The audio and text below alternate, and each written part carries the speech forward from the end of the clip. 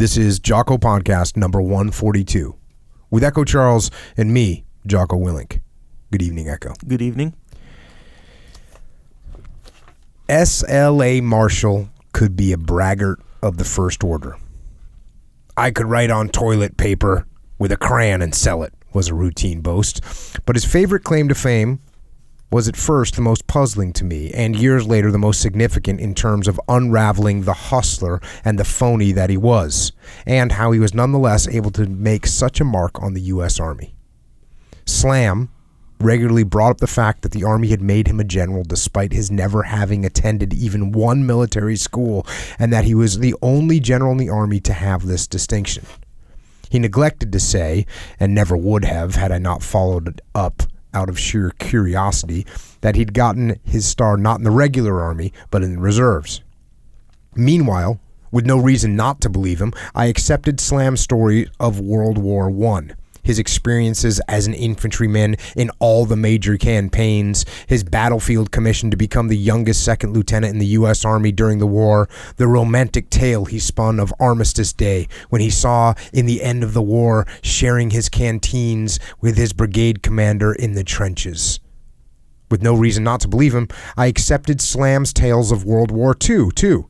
His participation in the fighting in the Pacific, as well as his service in Europe, which had him in the front line of the Normandy invasion.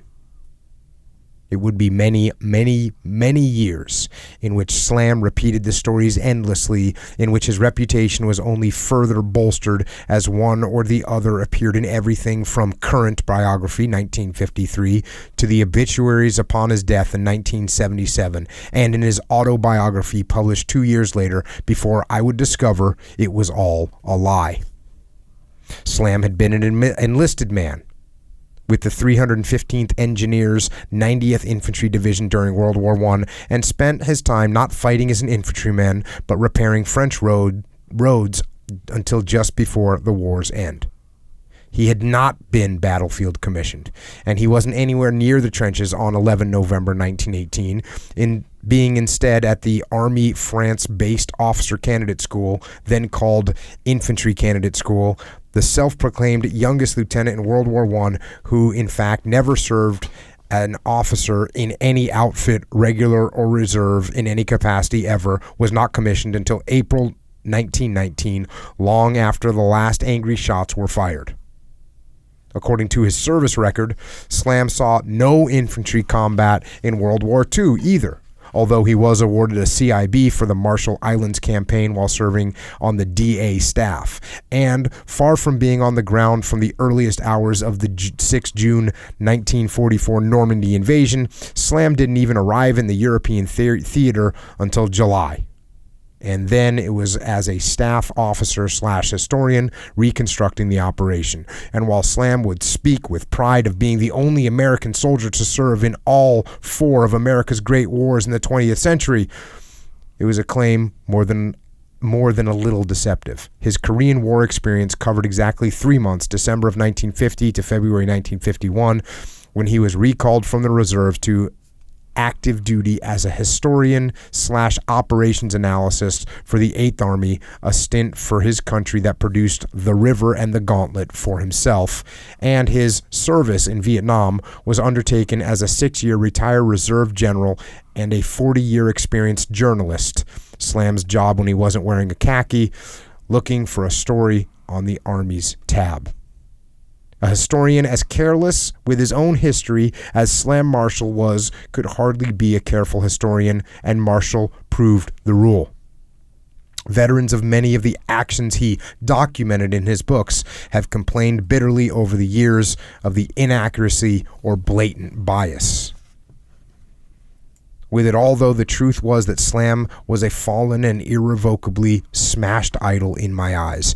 He knew I'd grown away from him throughout our time together, but it was not something to discuss. I cherished my career too much to risk getting on his bad side, and I was opportunistic enough to see the value of my staying on the good side. But there must have been many like me whose silence in the face of Slam's power only added to it. and gave credence to his dubious expertise, who allowed him to have an absurd amount of influence, which fed his ego and lined his purse, and for years did an incalculable, horrific disservice to the Army, the thing he professed to love above all, not to mention to the nation and to the men who fought and died in Vietnam. When General Johnson had warned me, take care with Slam, he is the Army's powerful friend, but he can be a treacherous enemy. I had not understood what he meant. But when I finally did, I understood too that the Chief of Staff had gotten it backwards. The reality was that Slam Marshall was the Army's powerful enemy, because he was its most treacherous friend. And if he were alive today, perhaps even more than the Vietnam-era generals who determinedly maintained we won the war we lost in their hands, Slam Marshall would have plenty to answer for. That right there is a section from my favorite book, About Face, by Colonel David Hackworth, and he's talking about his experience with a guy by the name of S.L.A. Marshall, otherwise known as Slam Marshall, and that's a pretty devastating opening. I mean, that's a pretty devastating opening. You can hear what his career was. So there's a lot of negativity around S.L.A. Marshall. And for me, coming from Hackworth, that's basically all I need to hear. That's all I need to hear is when Hackworth, goes and so Hackworth worked with him and did a tour in Vietnam with him. They were going around documenting things, and he got to know him. And at first, he kind of idolized him, and I'll talk about that a little bit. But that's one of the things that Hack mentions in About Face, was that he had this huge impact on the Army, and Hack says that he used to read his books over and over again. And so it's kind of a weird dichotomy there, is that Hack got information from some of S.L.A. Marshall's famous books that he wrote about combat. But then he turned out to not have told the truth. So one of the books that he talks about that he read a bunch is a book called Men Against Fire. And it's based on his interviews and reporting on World War II. And that book made some claims, and some of the claims that the book made are just patently untrue. Just lie. They're just not true. And the biggest of the lies, is that right to call it a lie? The biggest of the claims, maybe it's a lie. The biggest of the untruths, we'll call it that. The biggest of the untruths revolves around this notion that S.L.A. Marshall presents, that in combat, only about 15% of the soldiers on the battlefield in combat actually fire their weapons at all. 15%.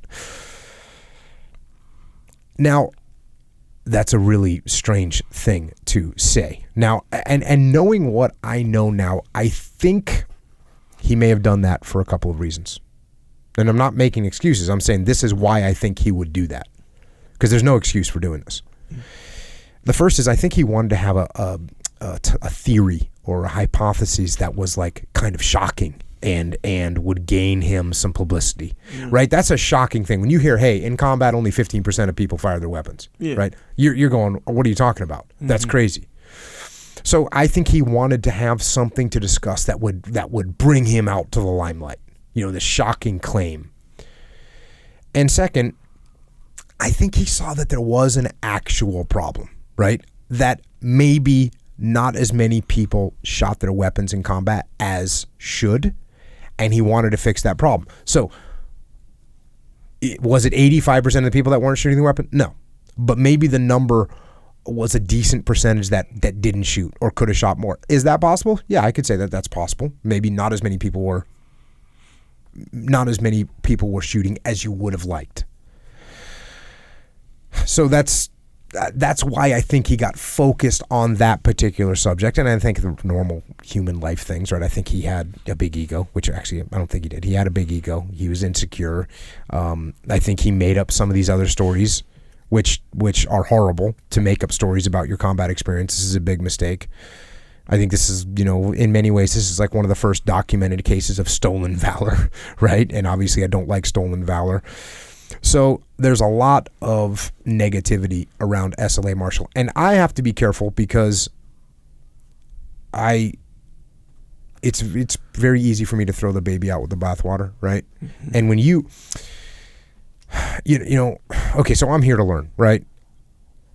And despite these very, very significant character shortfalls, here's the facts. The books that he wrote guided the military and had a significant impact on military leaders for many years, including Hackworth. So eventually I had to look and see what is in these books and what, if anything, I could learn from the books. And I think from my perspective, okay, so he did massive amounts of interviews with people, and he did have, he wasn't in D-Day. He was there a month later interviewing people, finding out what happened. So he talked to a lot of people, and I think his perspective, and same thing with World War I, he wasn't there, but he was close to it, and he talked to a lot of people, and then he spent his time in the Pacific Theater, and he spent time in Korea. So he had perspective. It's not the perspective that he claimed to have. And if he would have been smart and just said, look, I wasn't on the front lines, but I talked to a lot of people. I was in the military. I have a good perspective. Here's what I've learned. If he would have said that, it would have been fine. Unfortunately, he didn't say that. Do we throw the baby out with the bathwater? My initial gut reaction is yes, liar. Yep. Right? Sure. Right? Hey, no, I'm not going to listen to this guy. Mm-hmm. But I had to think about it. If this book influenced the military so much, and this book in particular, the book is Men Against Fire, is the big book that he wrote. I say the big book. It's the book that he wrote after World War II. I think it came out in 1947. And it had a big influence. And I can tell you that it had a big influence. It had a big influence, and this is what's funny. It had a big influence because so I guess the facts about his career came out after he died. He died in 1977, and the facts came out some years after that, right? I would hear quotes from S.L.A. Marshall all the time when I was in. This guy's a known liar. Again, maybe that's a harsh word, but he did not tell the truth. And when it comes to making up what you did in combat, you kind of earn yourself the name liar. Yeah. So the guy lied, and yet I would hear quotes from what he said and what he taught and what he thought, and a lot of it made sense, right? Yeah. So, okay, is it true that even a broken clock is right twice a day? Yeah. That's still a pretty small percentage, but I'd hear quotes from S.L.A. Marshall that were correct, and it wasn't a small number of quotes.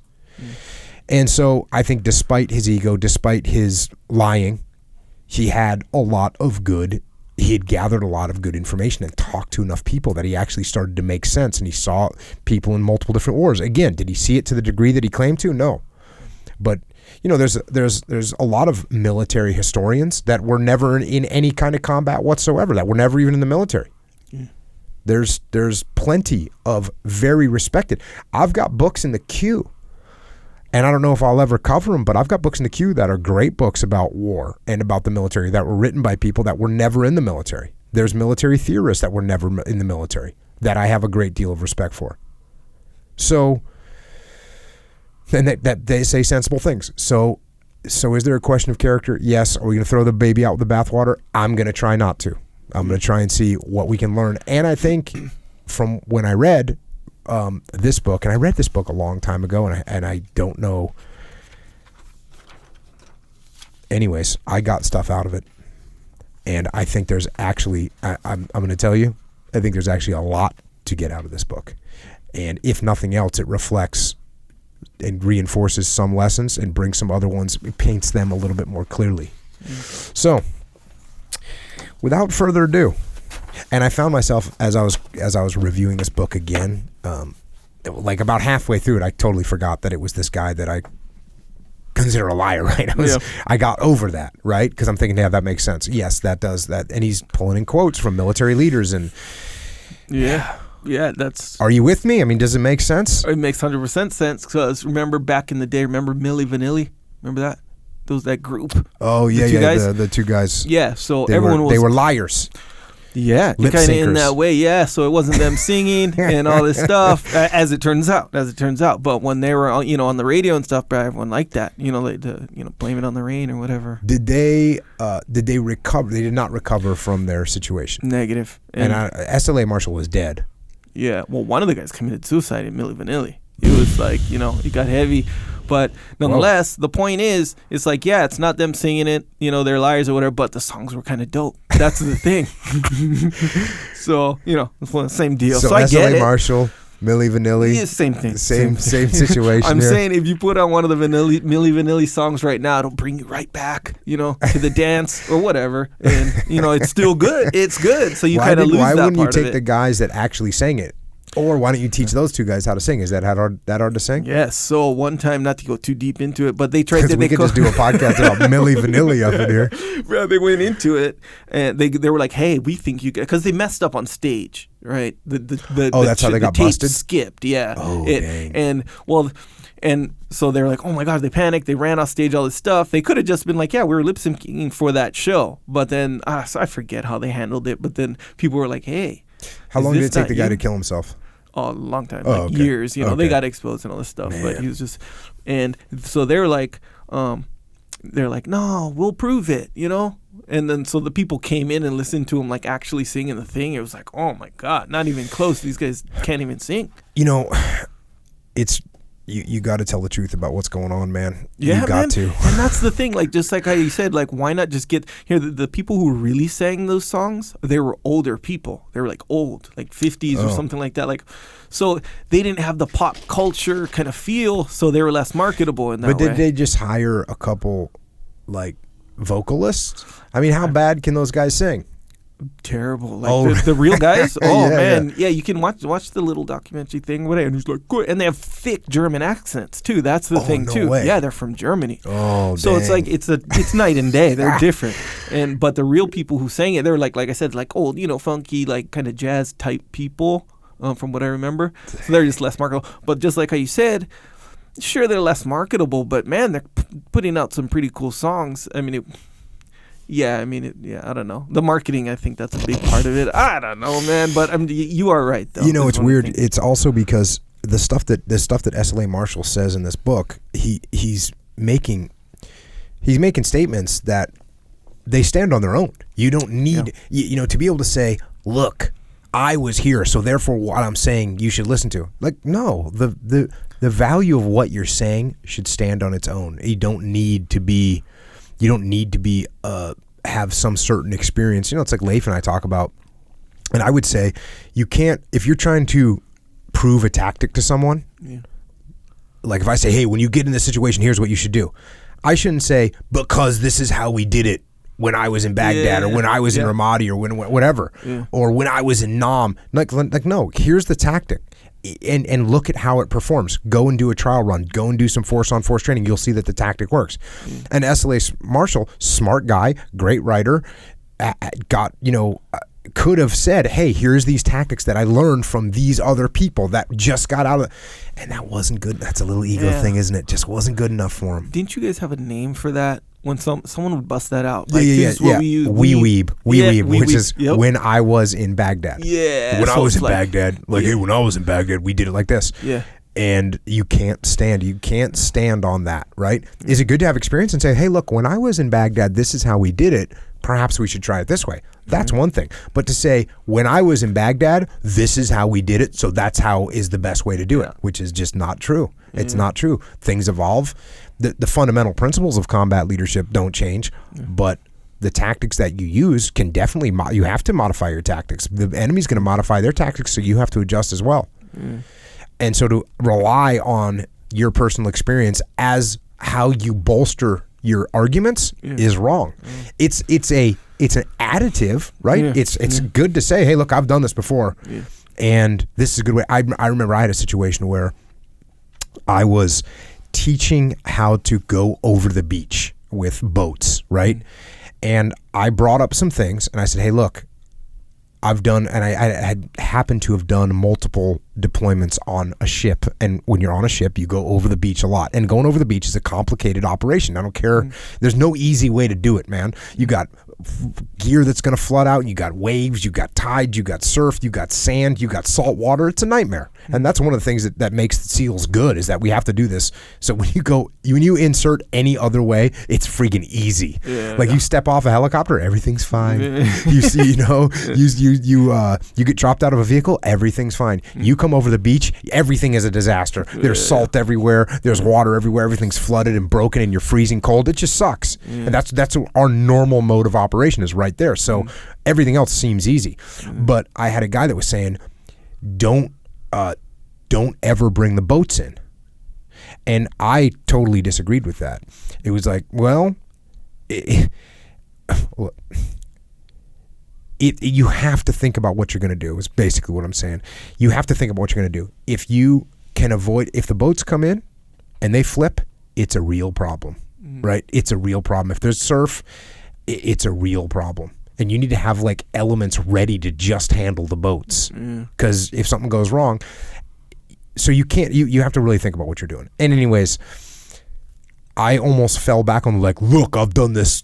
I've done over the beach over and over again. I know the deal. Right. It's like, no, actually, because the deal is many times when you look at the surf and you go, you know what, we need to swim in. It's going to suck, but we need to swim in, because risking the boats going through, and there's two things that are pulling at you. The waves are big, right? You're thinking, hey, we better get the boats to bring us in.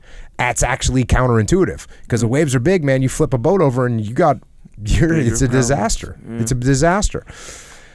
So anyways, I almost relied on theys the way we did it. And I've done this a bunch. And it's like, no, that's not merit. You have to be able to explain, okay, here's what can happen. Here's the problems. And there's problems for both of those. There's times where you swim in, there's times where you don't. But you have to understand why you're making that decision. You can't just blanket a decision. Because it gets sketchy. All right, anyways, this is a big introduction to S.L.A. Marshall. Here we go. I got to say one more thing. Bro, and Leif and I, we've written 2 books about our experiences. They're the leadership books, but we make it very clear that like, hey, this is our memory to the best of our ability. But there's some things that you just don't. If you don't know something, you shouldn't make a claim. But there's something like if you were participating in D-Day, you don't mess up that fact. No. Like for me to be like, hey, I was on that mission. And someone would be like, oh, well, actually you weren't. And me be like, well, when was it? And well, I did whatever. I was on 100 operations. Oh, I don't know if I was on that one or that one. It's understood, right? People make mistakes. Your memory, it fades with memory. I think Leif and I mean, we, in both the intros to Extreme Ownership and Dichotomy of Leadership, we spell it out. This is to the best of our memory. This isn't a historical document. And we, at some point, I'm sure we'll go back and actually get the dates and explain every single thing that happened by date and who was there and what experiences took place. That would be good to have. And especially now, it's all unclassified now because it's been a long time.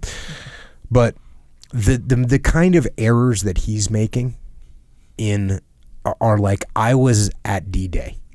Or I was in the trenches with my brigade commander on the day that World War I ended. That's not a small, your memory's not going to forget that, right? It's just not going to happen. So tell the truth. And what sucks this is what sucks. If you don't tell the truth, you discredit everything that you've said that actually is truthful. That's the problem with this book. That's the problem with this book. Everything that it basically, you could take this book and throw it in the garbage can and no one could really argue with you. Oh, that guy lied about a bunch of stuff. Okay, well, throw it in the garbage can. I get it. And if it wasn't for the fact that Hack actually had learned a ton from this book, I would be like, well, we'll throw it in the garbage. But if he learned from it and then used what he learned from it to implement in the Korean War and the Vietnam War, it's like, okay, you know what? I'm going to pay attention to it.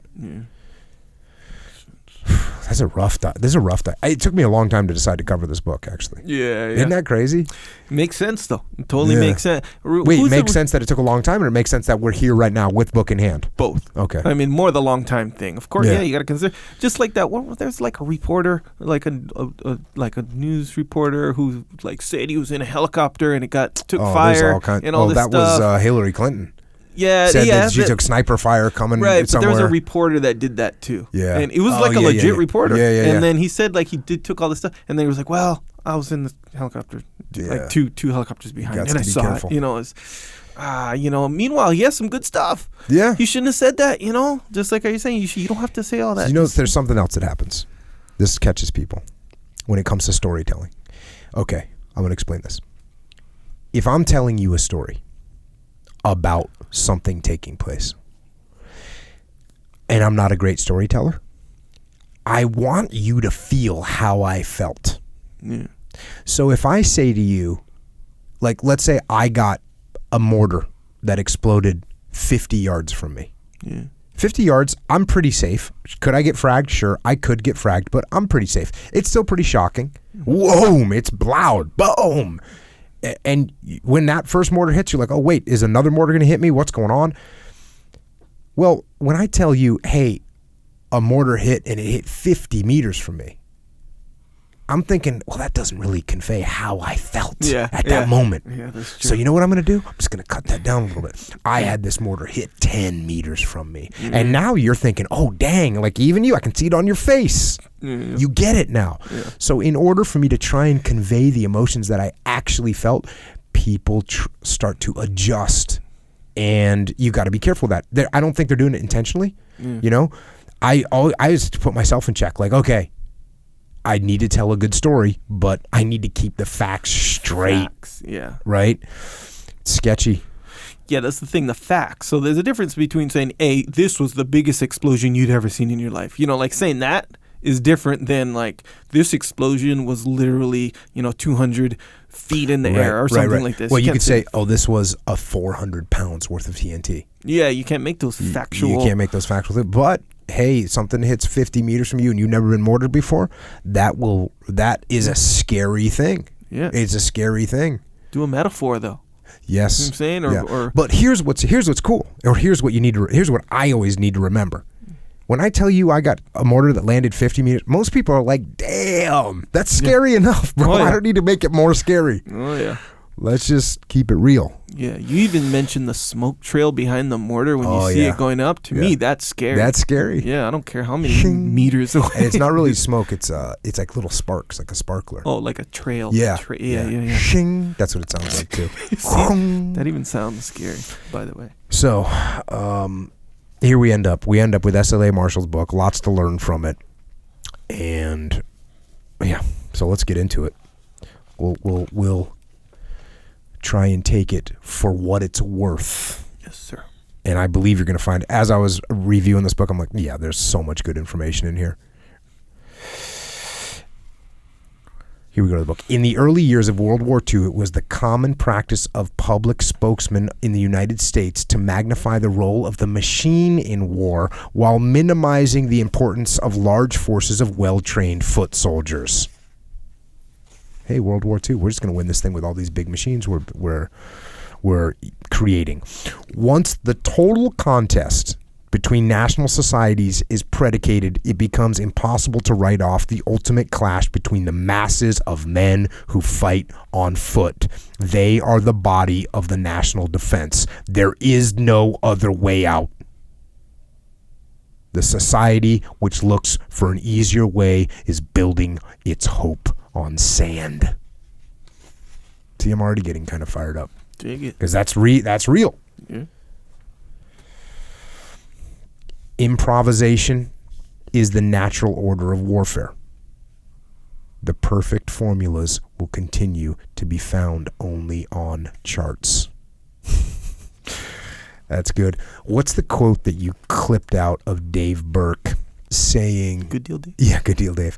Saying, he said it at the muster, it's not a spreadsheet. Oh yeah, this isn't a spreadsheet anymore. Yeah, this isn't a spreadsheet anymore, and that's kind of what that made me think of that, because leadership is not a spreadsheet. It's not a spreadsheet. It's not a perfect thing that you can just put out on a spreadsheet and, okay, here's the decision we're going to make. It doesn't work that way. All right, here we go. Getting back to the book. Since more than a century ago, when the rifle bullet began its reign over the battlefield and soldiers slowly became aware that the day of close order formations in combat was forever gone, all military thinkers have pondered the need of a new discipline. It has been generally realized that fashioning the machine to man's use in battle was but half of the problem. The other half was conditioning man to the machine. The mechanisms of the new warfare do not set their own efficiency rate in battle. They are ever at the mercy of training methods which will stimulate the soldier to express his intelligence and spirit. The philosophy of discipline has adjusted to changing conditions. So think about this. Talking about discipline. The philosophy of discipline has adjusted to changing conditions. As more and more impact has gone into the hitting power of weapons, necessitating ever-widening deployments of the forces of battle, key part, the quality of the initiative in the individual has become the most praised of the military virtues. So as we got these weapons that can shoot and kill more people at greater distances, people got more spread out. The more spread out people got, the more it becomes important that you have initiative. Back to the book. It has been readily seen that the prevailing tactical conditions increase the problem of unit coherence in combat. The only offset, so people are more spread out, the only offset for this difficulty was to train for a higher degree of individual courage, comprehension of the situation, and self-starting character in the soldier. So the more spread out people get, the more you have to rely on these individual soldiers to make the right decisions out there, show initiative. That becomes the new discipline. This is decentralized command. By the way, from this realization have come new concepts of discipline which have altered nearly all the major aspects of life and of human association within Western armies. We have continued to grapple with the problem of how to free the mind of man, how to enlarge his appreciation of his personal worth as a unit in the battle, how to stimulate him to express his individual power within limits which are for the good of all. How do we free the mind? How do we, and notice this is a little dichotomy here, free the mind to express individual power, but here's the dichotomy, within limits which are for the good of all. So you can't just be doing what's good for you. You can't just free your mind and do whatever you think is right for your own purpose. You need to do it for everyone, the good for all. Back to the book. It is universally recognized that as the means of war change, so must the intelligence of man be quickened to keep pace with the changes. Our weakness lies in this, that we have never got down to an exact definition of what we are seeking. Failing that, we fall short in our attempt to formulate in training how best to obtain it, and our philosophy of discipline falters at the vital point of its practical, tactical application. I say that it is a simple thing. What we need in battle is more and better fire. What we need to seek in training are any and all means by which we can increase the ratio of effective fire when we have to go to war. The discipline, training methods, and the personal policies of our forces should all be regulated to conform with this one fundamental need. Now, you can see what he's getting at here. This is his big statement. This is his big hypothesis. So it's actually, he says, I say it's a simple thing. What we need in battle is more and better fire. That's his big statement. I don't agree with that. Like, there's other things, there's a lot of other things going on. Leadership. I think actually the things that he talked about prior to this are more important than fire. Decentralized command and making people take initiative and having people step up and do the right thing for the entire team, but with a free mind, making these things happen. And for some reason, he just bypasses all that super important stuff and says, hey, no, the most important thing we need is more and better fire. Fire is important. Hell yes, fire is important. That's why I love machine gunners. It's all my machine gunners out there. God bless you. You lay down the fire. To all the supporting fire elements out there. Artillery, close air. Love you. Thank you. We need more fire. I agree with that. But it's not the thing that we narrow everything down to, which is his hypothesis. So, A lot of good information there. He narrows it down to a different direction. Don't agree with it. And actually, I'll go ahead and say, not true. It's all these factors that we need to improve. Fire is not the sole thing. Fire is absolutely important. Fire wins fire fights. Absolutely. Fire maneuver. Cover and move wins firefights. It helps. So fire helps win firefights. It doesn't win it on its own. Next chapter is called On Future War. He says the battlefield is the epitome of war. All else in war, when war is perfectly conducted, exists but to serve the forces of the battlefield and to assure final success on the field. It is on the battlefield that the issues of war are decided. Check. Concur. It should be noted that all military power is dependent on civil will. It is the nation and not the army which makes war. So I've talked about that before. The will. You got to have the will. If you don't have the will as a nation, you're not going to win. And I've talked about it before. The wills you got to have are the will to kill and the will to die, because that's what war is. It's killing and dying. And if you don't have those, if you don't have the will to do those two things, you should not be entering war, because the outcome is not going to be good. Every improvement in weapon power is aimed at lessening the danger on one side by increasing it on the other. Consequently, every improvement in weapons is eventually met by a counter improvement. That's jiu-jitsu, right? You got that counter. Right. Come up with a new move, guess what? Somebody's going to come up with a move to counter it. That's always happening with weapons. I like this little line right here. Decision in war is a clinching act. It is the action which finally delivers the victory surely into one's hands. Decision, decisiveness, making the call. That's what you need to do. Next chapter, man on the battlefield. On the battlefield, the real enemy is fear and not the bayonet or bullet. All means of union of power demand union of knowledge. That's a quote from Robert Jackson. And he continues here, it is of the battlefield that I speak in saying that the mind of the infantry soldier should be conditioned to an understanding of its reality through all stages of his training. And that's one of the reasons why I heard so many quotes about S.L.A. Marshall is while we were getting trained, people would refer back to S.L.A. Marshall. And when I ran training, I knew I had to bring it up sometimes, because I'd say, look, here's what's going on. We need to think about this. And I'll get to some of those points later. But training, his methodology when he wrote this book, part of the focus is like, hey, we need to train people differently. And what he says about training is 100% valid. 100% valid. Back to the book. He needs to be taught the nature of the field as it is in war and as he may experience it someday. For if he does not acquire a soldier's view of the field, his image of it will be formed from the reading of novels or the romance written by war correspondents, of which he was one, by the way, or from the viewing of, or from viewing the battlefield as it is imagined to be by Hollywood. One of the purposes of training should be to remove these false ideas of battle from his mind. Totally agree. Absolutely. To give the soldier a correct concept of battle is a far different thing from encouraging him to think about war. This is it. So think about what I just said. To give the soldier a correct concept of battle is a far different thing from encouraging him to think about war.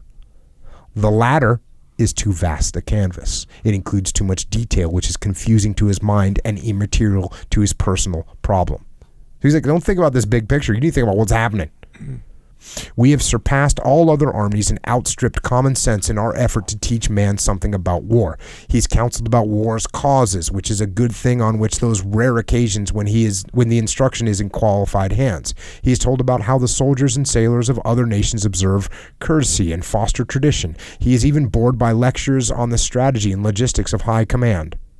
But he does not get what he requires most, the simple details of common human experience on the field of battle. As a result, he goes to the supremely testing experience of his lifetime as almost a total stranger.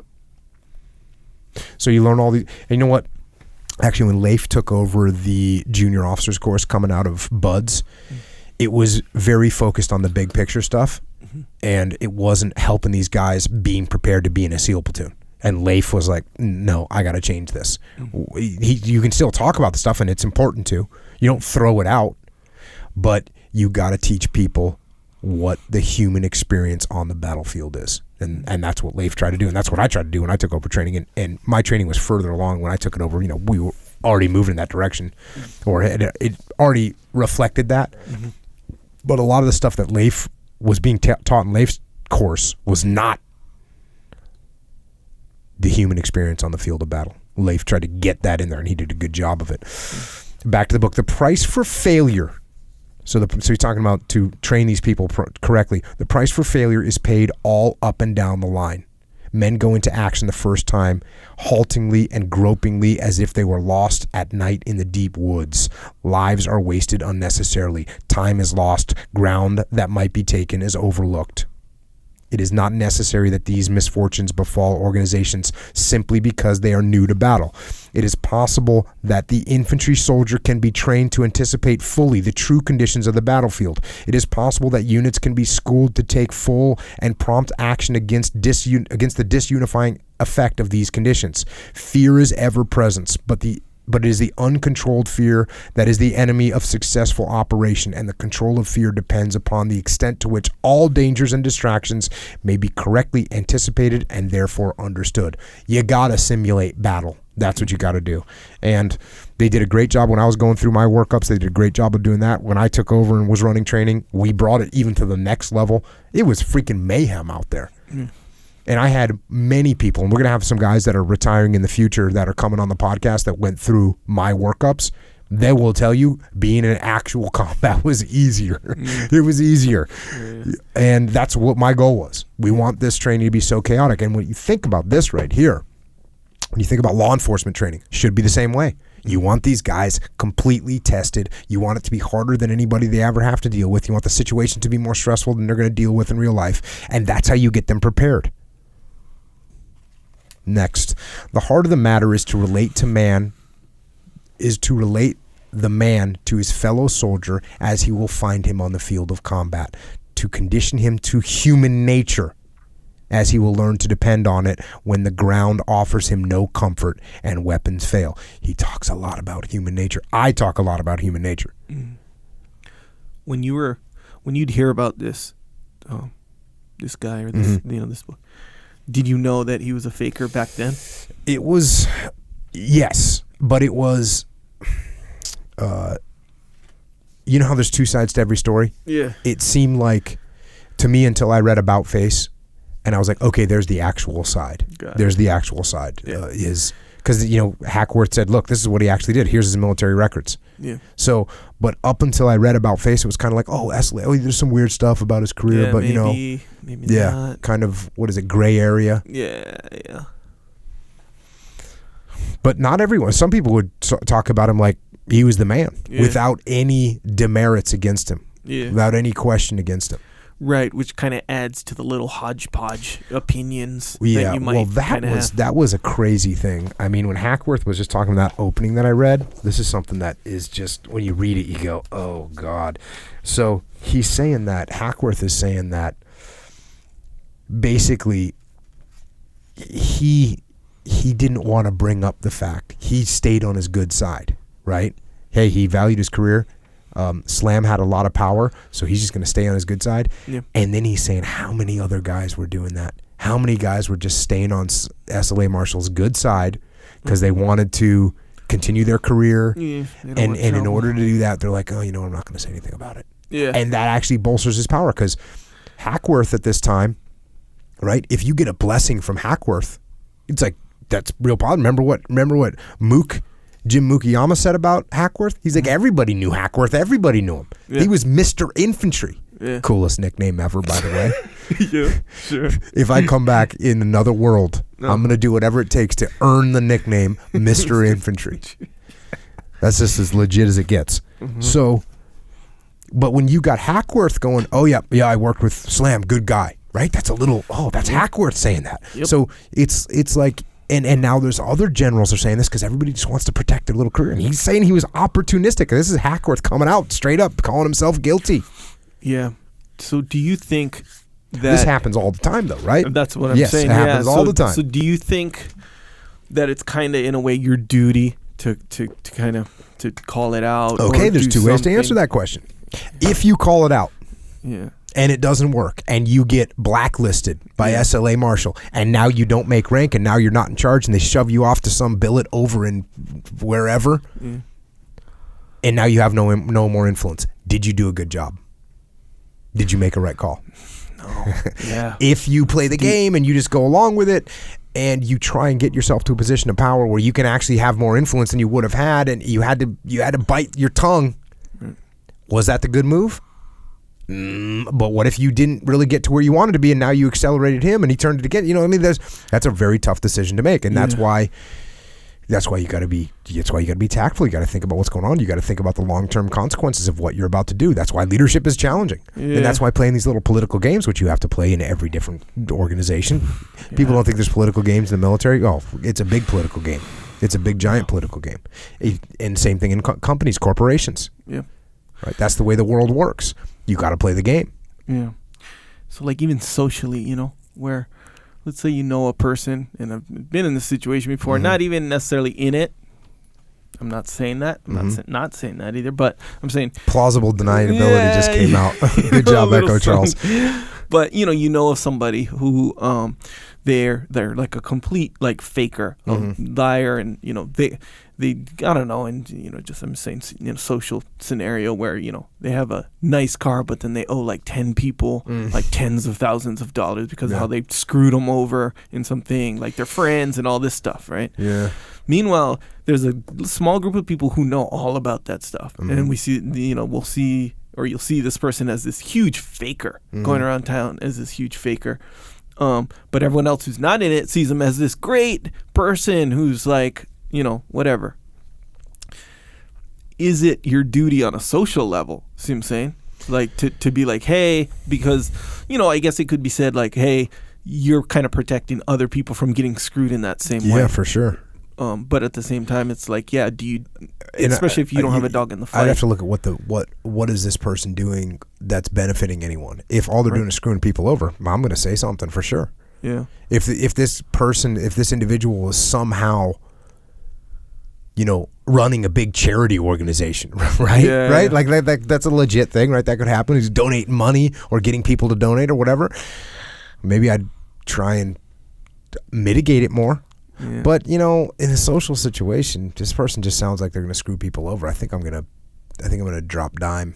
Yeah. Yeah. Yeah. On one hand, you're kind of like, let me, and not the kind you're not going to go on the radio or something and broadcast it. Well, you don't have to go on the radio all these days, right? You can go on the social media. I know, that's what I mean. But you're not going to go on and announce these things. It's just like if it ever comes up. Here's a situation that could unfold.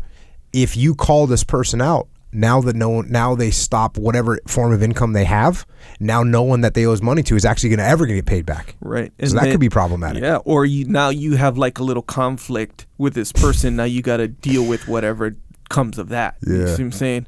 It's kind of like, don't like, what do you call it when you muddy the waters or whatever, like don't disturb the waters kind of thing. Yeah. And then hopefully, which usually actually is the case, especially in social situations, where they're going to play themselves anyway. So, yeah, that's true. That gets out. You can't like...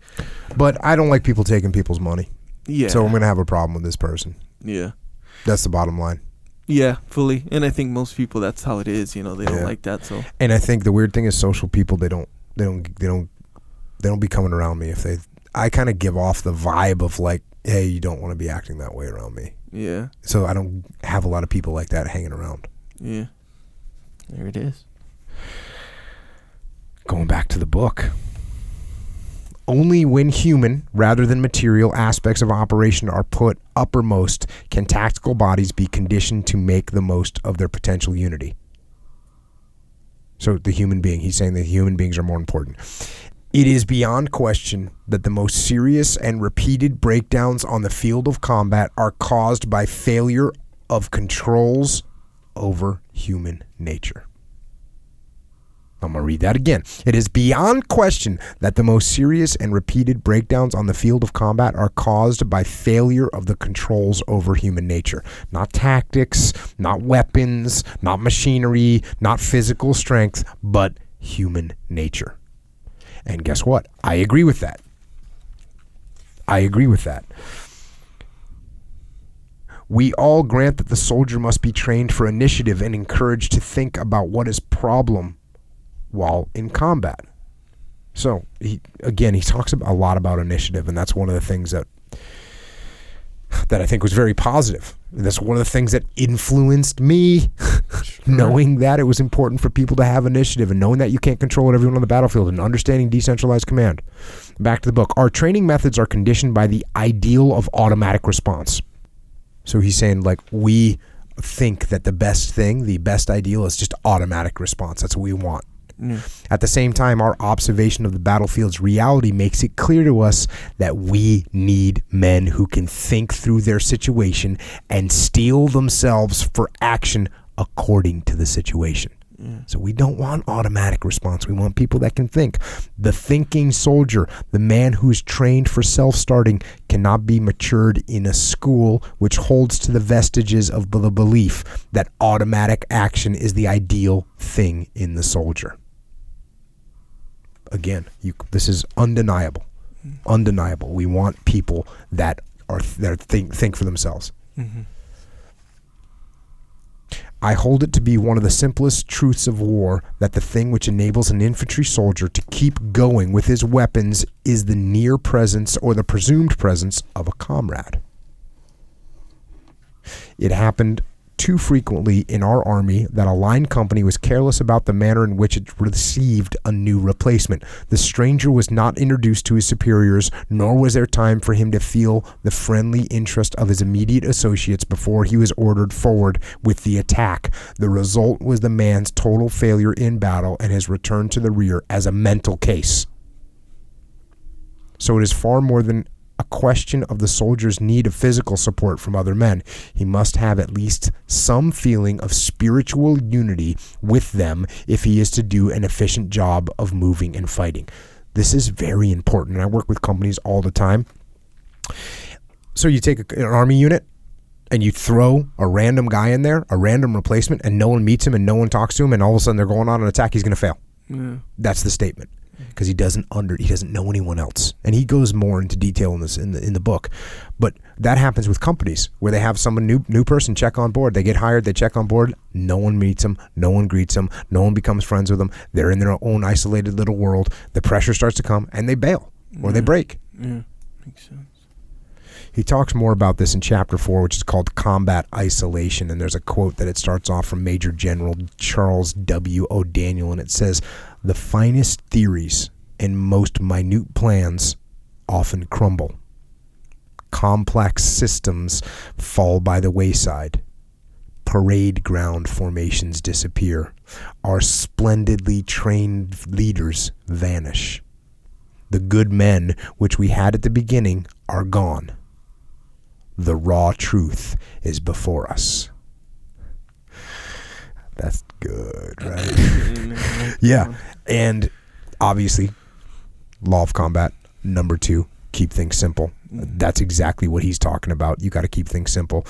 But he's also saying that everything that you come up with, these complex things, they're going to fall apart in combat. That's what happens. And now he's talking about the name of the chapter is Combat Isolation, and he starts talking about what it's like when these soldiers get on the battlefield. He's talking about the battlefield's cold and it's harsh and it's empty and it chills a man's soul, is what he's saying.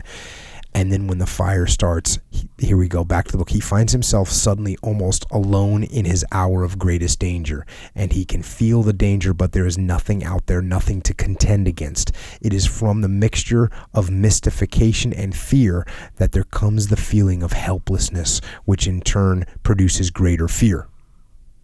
That is what green troops are up against. Time and again, I have heard them say after their first try at combat, "By God, there was never a situation like it. We saw no one. We were fighting phantoms." And as frequently they have added this, Though their convictions about the matter were wholly at odds with the fact of the situation, we had to do it all alone. We got no support on either flank. So he's talking about the fact that when you feel alone on the battlefield, and the fact that guys would come back and say, even though they were fully supported, it didn't matter. They thought they were alone out there. And that's what he's talking about. He goes on, the enemy, now he's talking about a firefight situation. The enemy fire builds up. Its aim becomes truer. The men spread further and further from each other, moving individually to whatever cover is nearest or affords the best protection. A few of them fire their pieces.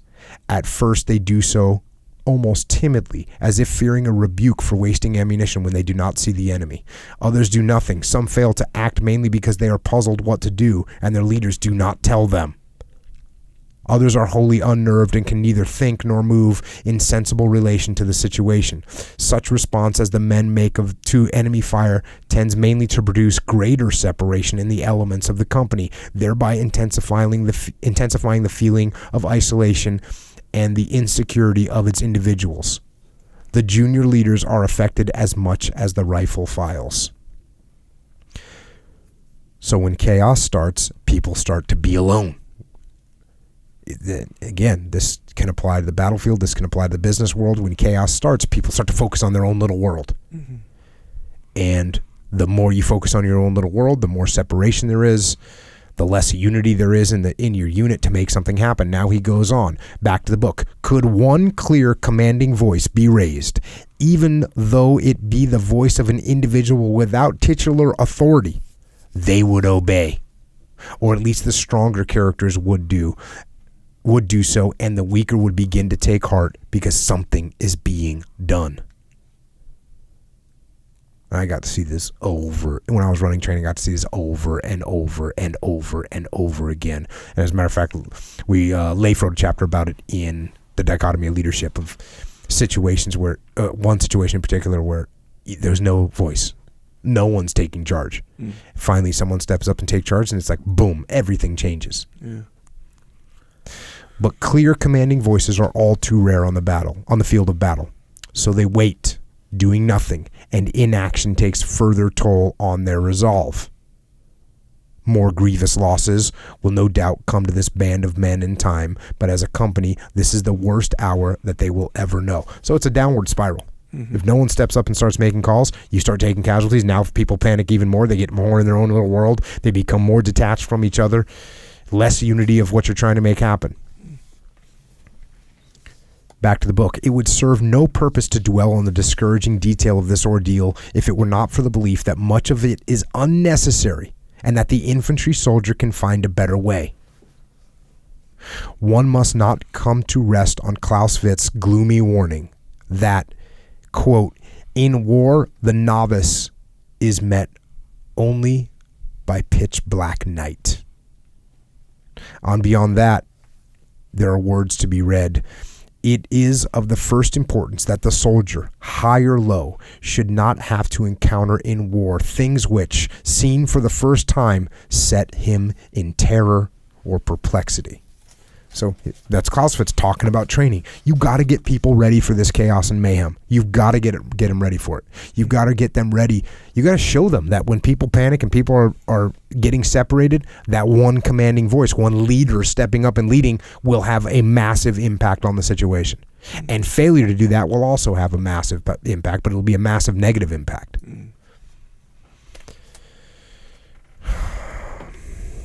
Now he talks, chapter 5 is called Ratio of Fire.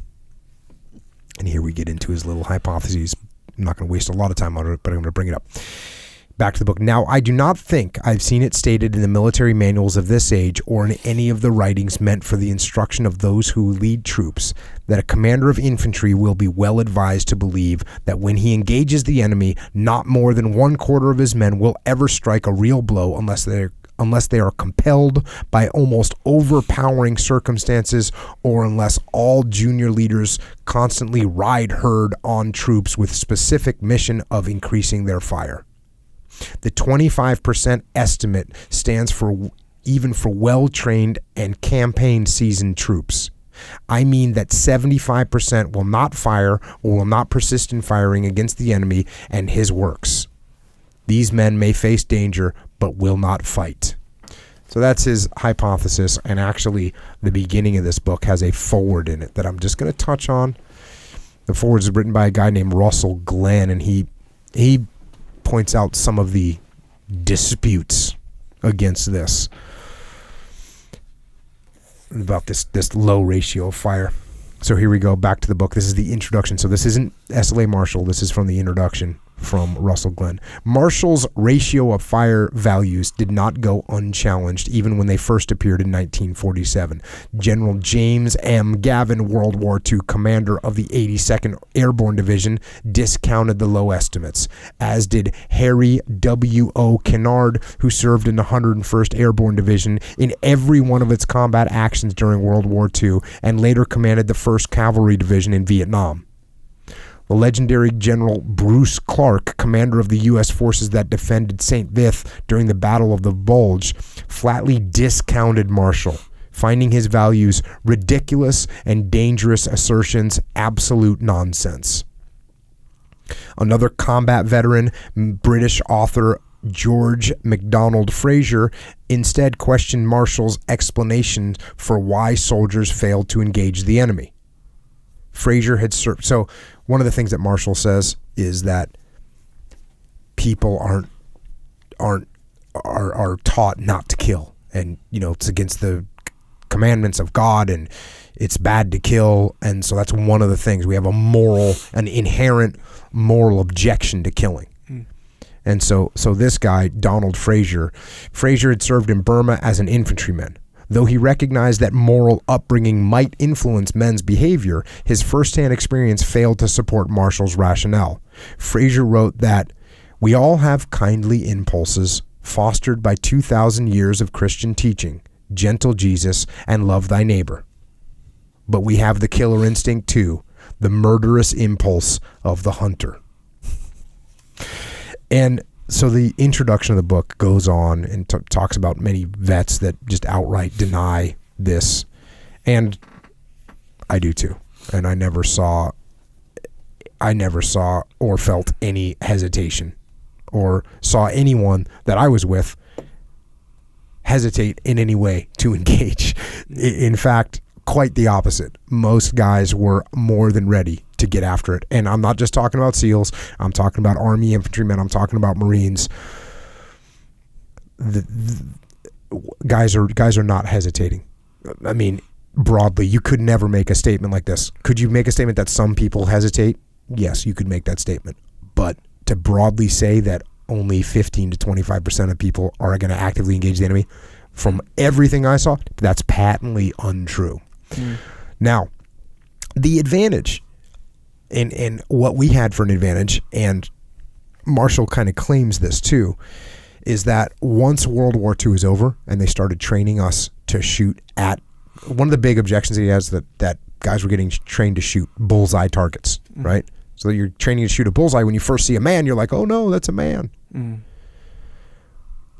My whole career, I barely ever shot a bullseye target. We did that when we had to qualify with a rifle or a pistol. Every single other time we shot, we were shooting a man-shaped target. I mean, we would shoot little round targets. What were they called? Head plates, right? We're shooting at heads. We're shooting body shots. That's what we do all the time. And we'd shoot targets with pictures on them, with faces on them that look like people. And then on top of that, we did force-on-force training where we're actually shooting paintballs or simunition at other human beings, and we're gunning them down. So there's a lot of conditioning that we had, that maybe that's why we were so much more apt and able and willing to shoot. But yeah, it's from, you can see from what these other vets said and these other leaders said and my personal experience, and you'll find that I think S.L.A. Marshall, like I said, I think he just had a hypothesis he wanted to talk about and threw it out there without really good facts behind it. So I'm not going to waste a bunch of time talking about that, and I'm going to go into the next chapter. Fire is the cure. Finally, it is the volume of fire that counts. You win if you kill more of the enemy than he can kill of you. If you cannot, you are defeated. And that's Secretary of War Robert P. Patterson. And again, I'll go back to this. Fire counts for sure. It's important, but you got to maneuver. It's cover and move. It's not just covering fire. It's like you got to cover and move. That's to me, they go hand in hand, which actually he says.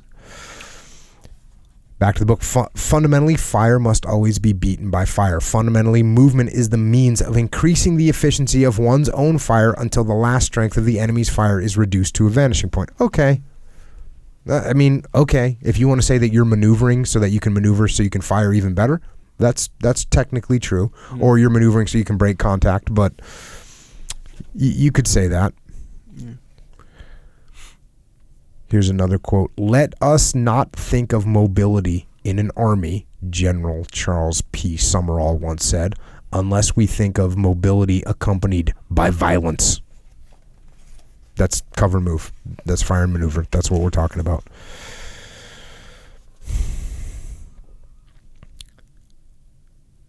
Combat cannot ever approximate the conditions of field maneuvers. Fears of varying sort afflict the soldier in battle. The unit commander soon comes to realize that one of his difficulties is to get men to leave cover because of enemy bullets and the fear they instill. In training, there being no real bullet danger, even on the courses which employ live ammunition, every advance under a supposed enemy fire is unrealistic. 2. In training, the soldier does not have a man as his target. He is not shooting with the idea of killing.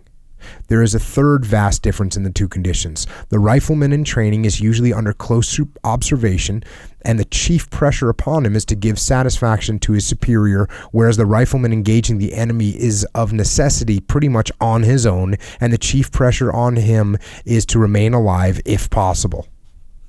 When the infantryman's mind is gripped by fear, his body is captured by inertia, which is fear's Siamese twin. In an attack, half of the men on a firing line are in terror and the other half are unnerved. So wrote Major General J.F.C. Fuller when he was a young captain. So again, this is what I kind of already talked about.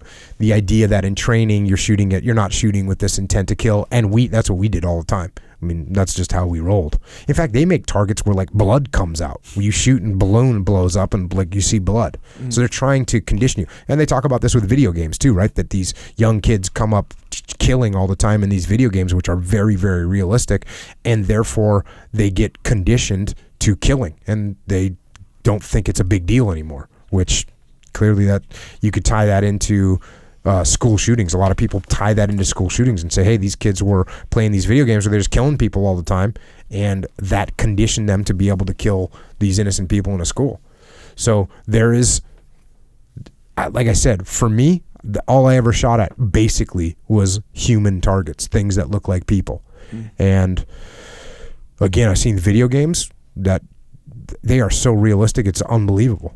And so that's another good form of conditioning to get you over if you have any moral objection to killing. Now, the counter statement to that is it good for people to get over the moral condition of killing?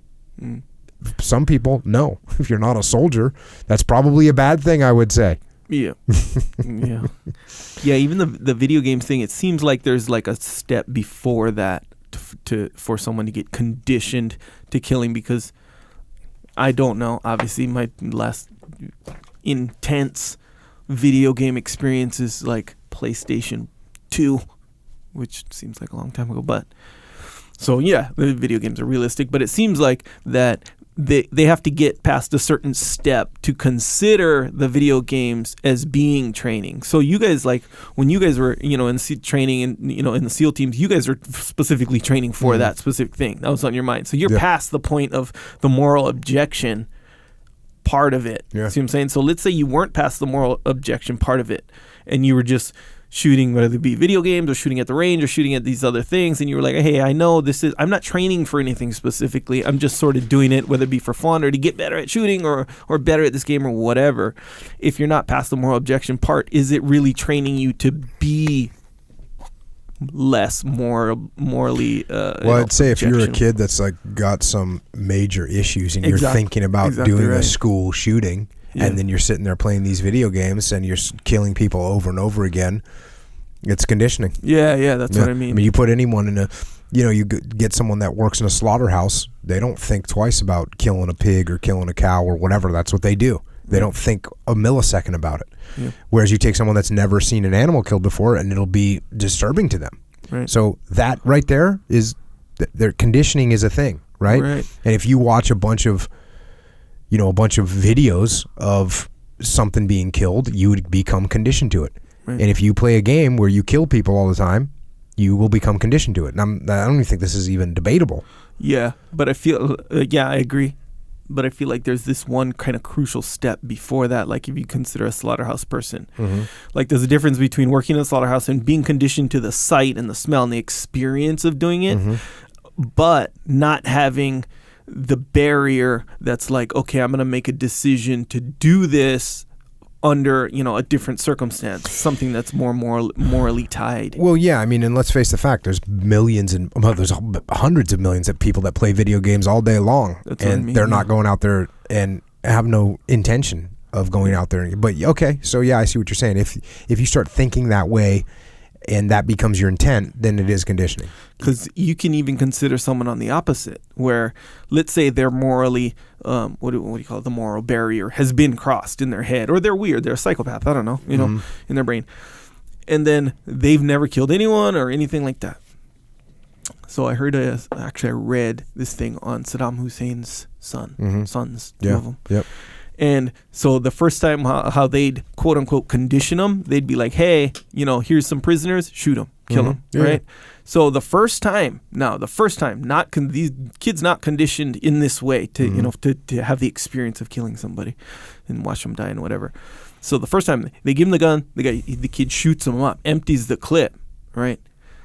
The kid was past that moral barrier a long time ago. But first time, unconditioned as far as the experience goes. He turns to the guard and goes, hey, can I have another magazine to do it? So he really liked it. He didn't need necessarily conditioning because he was past that moral part. See what I'm saying? Yeah. So, yeah, it feels like they are two separate things. But once you kind of cross that initial moral barrier, the more conditioned you are, the more I hate to use the word effective, but the more into it you are, or the less impact it'll have like on your brain or whatever. Yeah, and again, this is one of the things we get quoted on S.L.A. Marshall, was this stuff about how as the targets got more realistic, it encouraged people and it made them more comfortable with shooting and killing. Yeah. That's the point. And I believe, that's true. It's true. Crazy. It's the way it is. Going back to the book. As another experiment, unwilling riflemen may be switched to heavier and more decisive one-man weapons. This sounds like a paradox, to expect greater response to come from increased responsibility. This is good. So he's saying you got a rifleman that doesn't want to shoot, give him a bigger, more effective weapon. He says, this sounds like a paradox, to expect greater response to come from an increased responsibility, but it works. I've seen many cases where men who had funked it badly with a rifle responded heroically when given a flamethrower or a bar. Self-pride and the ego are the touchstone of most of these remarkable conversions. A man may fail with the rifle because he feels anonymous and believes that nothing important is being asked of him. So that's pretty cool, because I talk about this all the time. Why? Because everyone has a rifle. Everyone's got a rifle, and he's like, okay, well, I'm not really that important. Yeah, But then you give him like a heavy weapon or a heavy machine gun or a flamethrower, and all of a sudden he's like, oh yeah, I'm the man. I'm going to step up and make this happen. Yeah, it makes sense. Which, if I've talked about this many times on the podcast, if you get someone that's not doing their job, or they need to do a better job, or what have you, if you can give them more responsibility, they have a good chance of actually stepping up and making things happen. Rudolph the Red-Nosed Reindeer. I'm not familiar with the what. Yeah, I'm familiar with Rudolph the Red-Nosed Reindeer.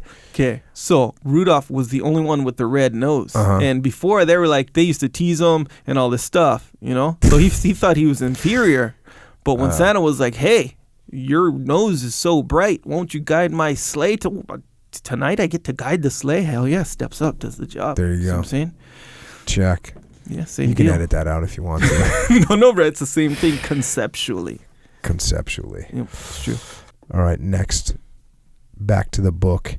And last, if we are to strengthen sound training principles and establish mental attitudes which are essential to the understanding of the decisive importance of fire in tactics, we will be well advised to cease talking about fire and movement as if the latter were separate and apart from the former. In tactical fact, there did not exist an automatic and unbreakable connection between them. So now he's saying the same thing that I was saying earlier, is fire is not more important. They're the same thing. Fire and maneuver, cover and move have to happen together. That's what he's saying. Fire is the key to mobility. To fire is to move. So he goes on. Now, this next section, again, this is great because next section is called multiples of information. The multiples of information. And what's great about this is he's no longer talking about tactics of fire and maneuver and this percentage of fire and all that, because he's out of his element there, to be quite honest with you.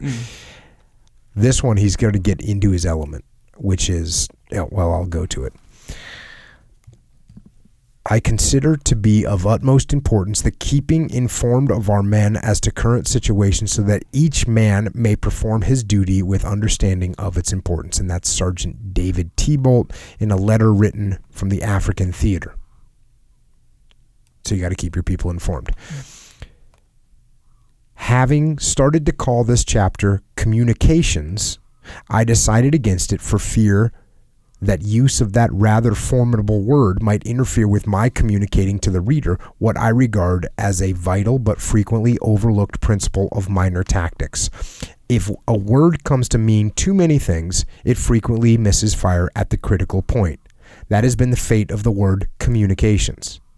It has become another military catch-all, and because it means so many things, it is quite frequently means nothing.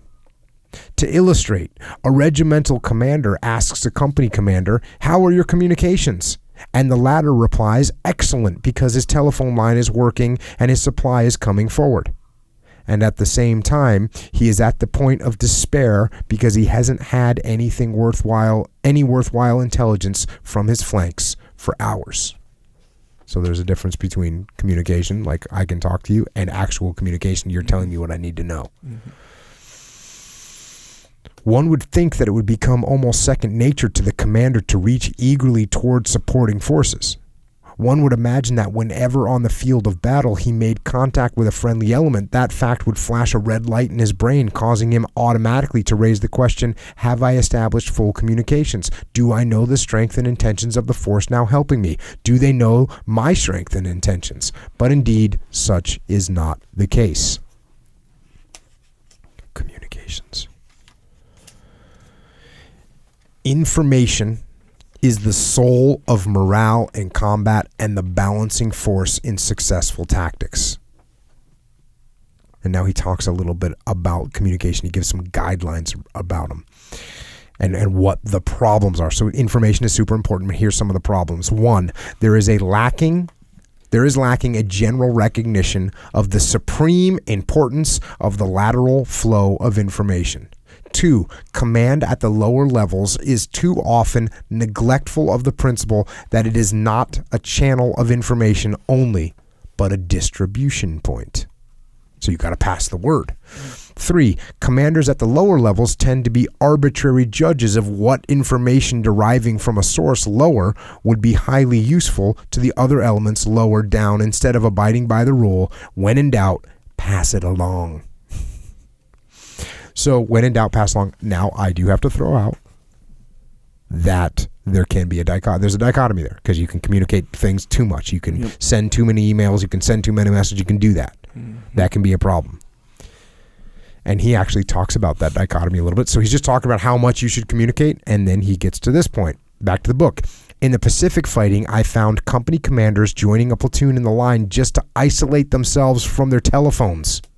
They were literally tired to death of having the battalion commander insist on having a fresh progress report every 15 or 20 minutes. And the battalion commander, poor devil, was only passing on the pressure which he had in turn received from a regimental commander who is trying to placate division. Yet one would observe that unless a battalion commander is wholly lacking in judgment or intestinal fortitude, he should be strong enough to take this on his aching back and not pass it down to the headquarters, which is at grips with the enemy. This happens all the time in the military, for sure. The senior commander's going, I want to know what's going on, and tells that to the next junior guy. He says, all right, I'll find out. Hey, what's going on? And that guy says, I'll find out. What's going on? And the people on the front line, they can't even fight because they're too busy trying to answer the damn questions from up the chain of command. So don't let that happen. Back to the book. In the Burton Island fight, during the invasion of the Marshals, one of these prodding demands for more progress raced from division right through lower headquarters to a platoon which had been stopped cold by Jap fire coming from spider holes arranged in great depth along the beach. The lieutenant got the message and, crawling forward to his most advanced rifleman, told him to get up and go on. The boy screamed, so the whole goddamn army wants to kill me, does it? Okay, Lieutenant, here I go, but watch what happens. He was shot dead almost before he had gotten out of his tracks. That incident seared deep into the brain of every man who witnessed it. It was final judgment on the futility of that kind of leading. Decentralized command. Who's going to make a better call? Somebody back in the rear? Or this lieutenant that's there on the beach? Back to the book. The all too frequent consequences of such pressure are lying, exaggeration, and distortion of the situation at lower levels, resulting in a false concept of the situation at the higher. The average company commander can stand only a limited amount of this heat, and then he will knock over a couple of outhouses and report that he has captured a village. This effect also makes a wishful thinker of the most objective soldier. He reasons to himself, I'll have that position in another hour, so I'll tell him that I have it now and get them off my back.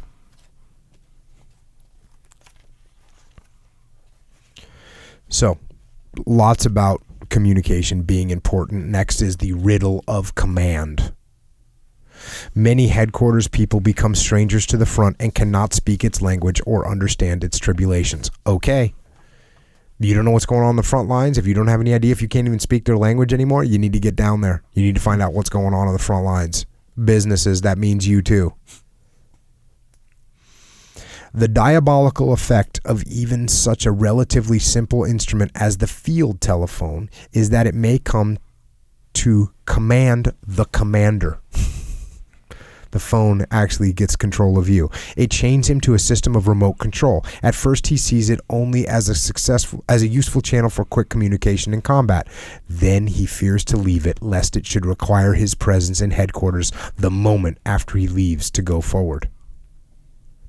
This state of mind, in turn, creates its own illusion, fostering the conclusion that under the new system of war, all matters can be settled at a distance. All problems arising within the zone of fire can be fully understood without ever going there, and all moral values which once attended the commander's effort to impress his men with his personality and character are somehow sundered by the new technology of operations. Out of sedentary generalship arises evil of troops which, while obeying mechanically, have no organic thinking response to the commander's will. So, I mean, how poignant is this for what we live in today, yes, right? Sir. Everyone thinks they can just send a text message and the problem solved, make a quick phone call and the problem solved. And actually the reality is sometimes you need to get down there. Yeah. Also, the whole thing about it controlling you, yeah. Do you ever forget your phone? Do you have that at all? Like when you leave your phone at home or in the car or something like that, where you don't have it for like a I don't forget things a lot. Yeah. So that doesn't really happen to me a lot. But yeah, I would say if I left my phone somewhere, I would be like, oh dang, I wonder who's trying to call me right now. I wonder if there's an emergency going on. Yeah. But back in the day when we're whatever. Teenagers or whatever. Pre-cell phones. Pre-cell Were you a teenage pre-cell phone? I was right on the deal. Yeah, there was cusp. no internet. I was telling my kids the other day that when I was a kid, there was no internet. It was not a so thing. Funny. Yeah, that's like saying there's no roads. Yeah, or yeah. something For like them, that, it's the same thing. Yeah. For my kids, they're like, what? They were looking at me like, what did you? How How did you even live? How did you not just Because die? you had to go to the library bro. to look something up, get an encyclopedia. I remember thinking encyclopedias were like holy. Yeah. You know what I mean? There was so many dictionaries. I thought that was like a holy book filled with. My mom had an OED, Oxford English Dictionary. Not the full one is volumes. The full one is 26 volumes or something crazy like that. But my mom had one that was big. I mean, it was big. It was 6 inches thick. Yeah, it was like maybe 6 inches thick and big. And it had little tabs, little indentations for your finger. your finger put in there. Yeah. But to me, that thing seemed like some kind of Bible. Yeah. Like some kind of, it just seems so filled with knowledge. Yep. And if you didn't know what a word was, you just had to go look it up in that thing. Yep. You didn't know what a thing was, you look it up in the encyclopedias. You go to the library and look it up in the encyclopedias. Nowadays, you're 3 seconds away. You got that Google. Yeah, you want to look in the dictionary.com. Dictionary.com. Boom. You don't need those fingers. Unless you got that OED app. OED app, boom, even better. See what I'm saying? Because you got to want to get that etymology of the word too. You want to know where it comes from. All that stuff. Yeah. Then you got what's the street language one? What is that one? The one Urban Dictionary. Urban Dictionary. Yeah. That was kind of fun. That one's hilarious. But here's the thing: it's weird. It's like it is fun and it's funny, but it's very useful because you know when people they'll say stuff and you'll be like, wait. I've had to look some things up on Urban Dictionary a couple times. I'm trying to think of a good example right now, but I can't think of one. Next time I will note. Yeah. That because I got teenage kids, yes, so sir. Sometimes they got some words. Yeah, you got to know that. They were saying something a couple years ago. Hyphy, remember? No, I don't remember that. Well, that's not old. That's new. Hyphy. What does it mean? I don't know if I can define it specifically, but it means like get fired up. Like it's like dope. Oh, okay. Hyphy. 50 Cent or somebody. I don't know. Anyway. But but that's the thing though. You lose or you forget your cell phone. You go to the store. I don't know. You go to Vaughn's and you leave by accident or whatever your phone at home. It's like, oh yeah, and just like how you said, you got those thoughts like, oh, what if there's an emergency? What if someone's calling me? Kind of thing. Yeah. All you got to do is what flashback. If the president calls? Yeah, it might be the president. Or this is the one day that there's like an emergency. Not to say that you can't have an emergency, you totally can, but it's like of literally the 99.99999% of the time you have access to that phone. That one teeny tiny sliver of time that you don't. Oh, now all the emergency is gonna come. See what I'm saying? And you think back to when there was no cell phones. It's like, how did you ever get along? No, I'm doing that right now. I'm going without my cell phone. But everyone around. Here's the thing though. With that, everyone around you kind of feels the same thing. So, like for example, if you go to the store, or if I go to the store. People know I go to the store, or people know I went to the store. My wife knows, maybe if I'm like hanging out with friends, or hey, I'm going to the store real quick, right? Mm-hmm. We're having a barbecue. I don't know. They expect me to have my phone, and I expect to have a phone. So it's like that communication, the standard of communication is way higher now. Yeah. See what I'm saying? Like your access to someone else is I'll higher. tell you one thing that is a kind of a bummer, and for a long time I responded to like everybody that reached out to me, and I just can't. I mean, I can't do it. It's physical. I would be doing nothing but sitting around doing that. Yeah. And it's really cool, man. I get letters and emails and Facebook and DMs on, and I just don't have time. And I feel bad. I read most everything, but it's been getting crazy. And here's the thing, and I think this is important to understand overall for you, for sure, me, for everyone. When someone, how like someone will text you or someone will send you a message, like a long message.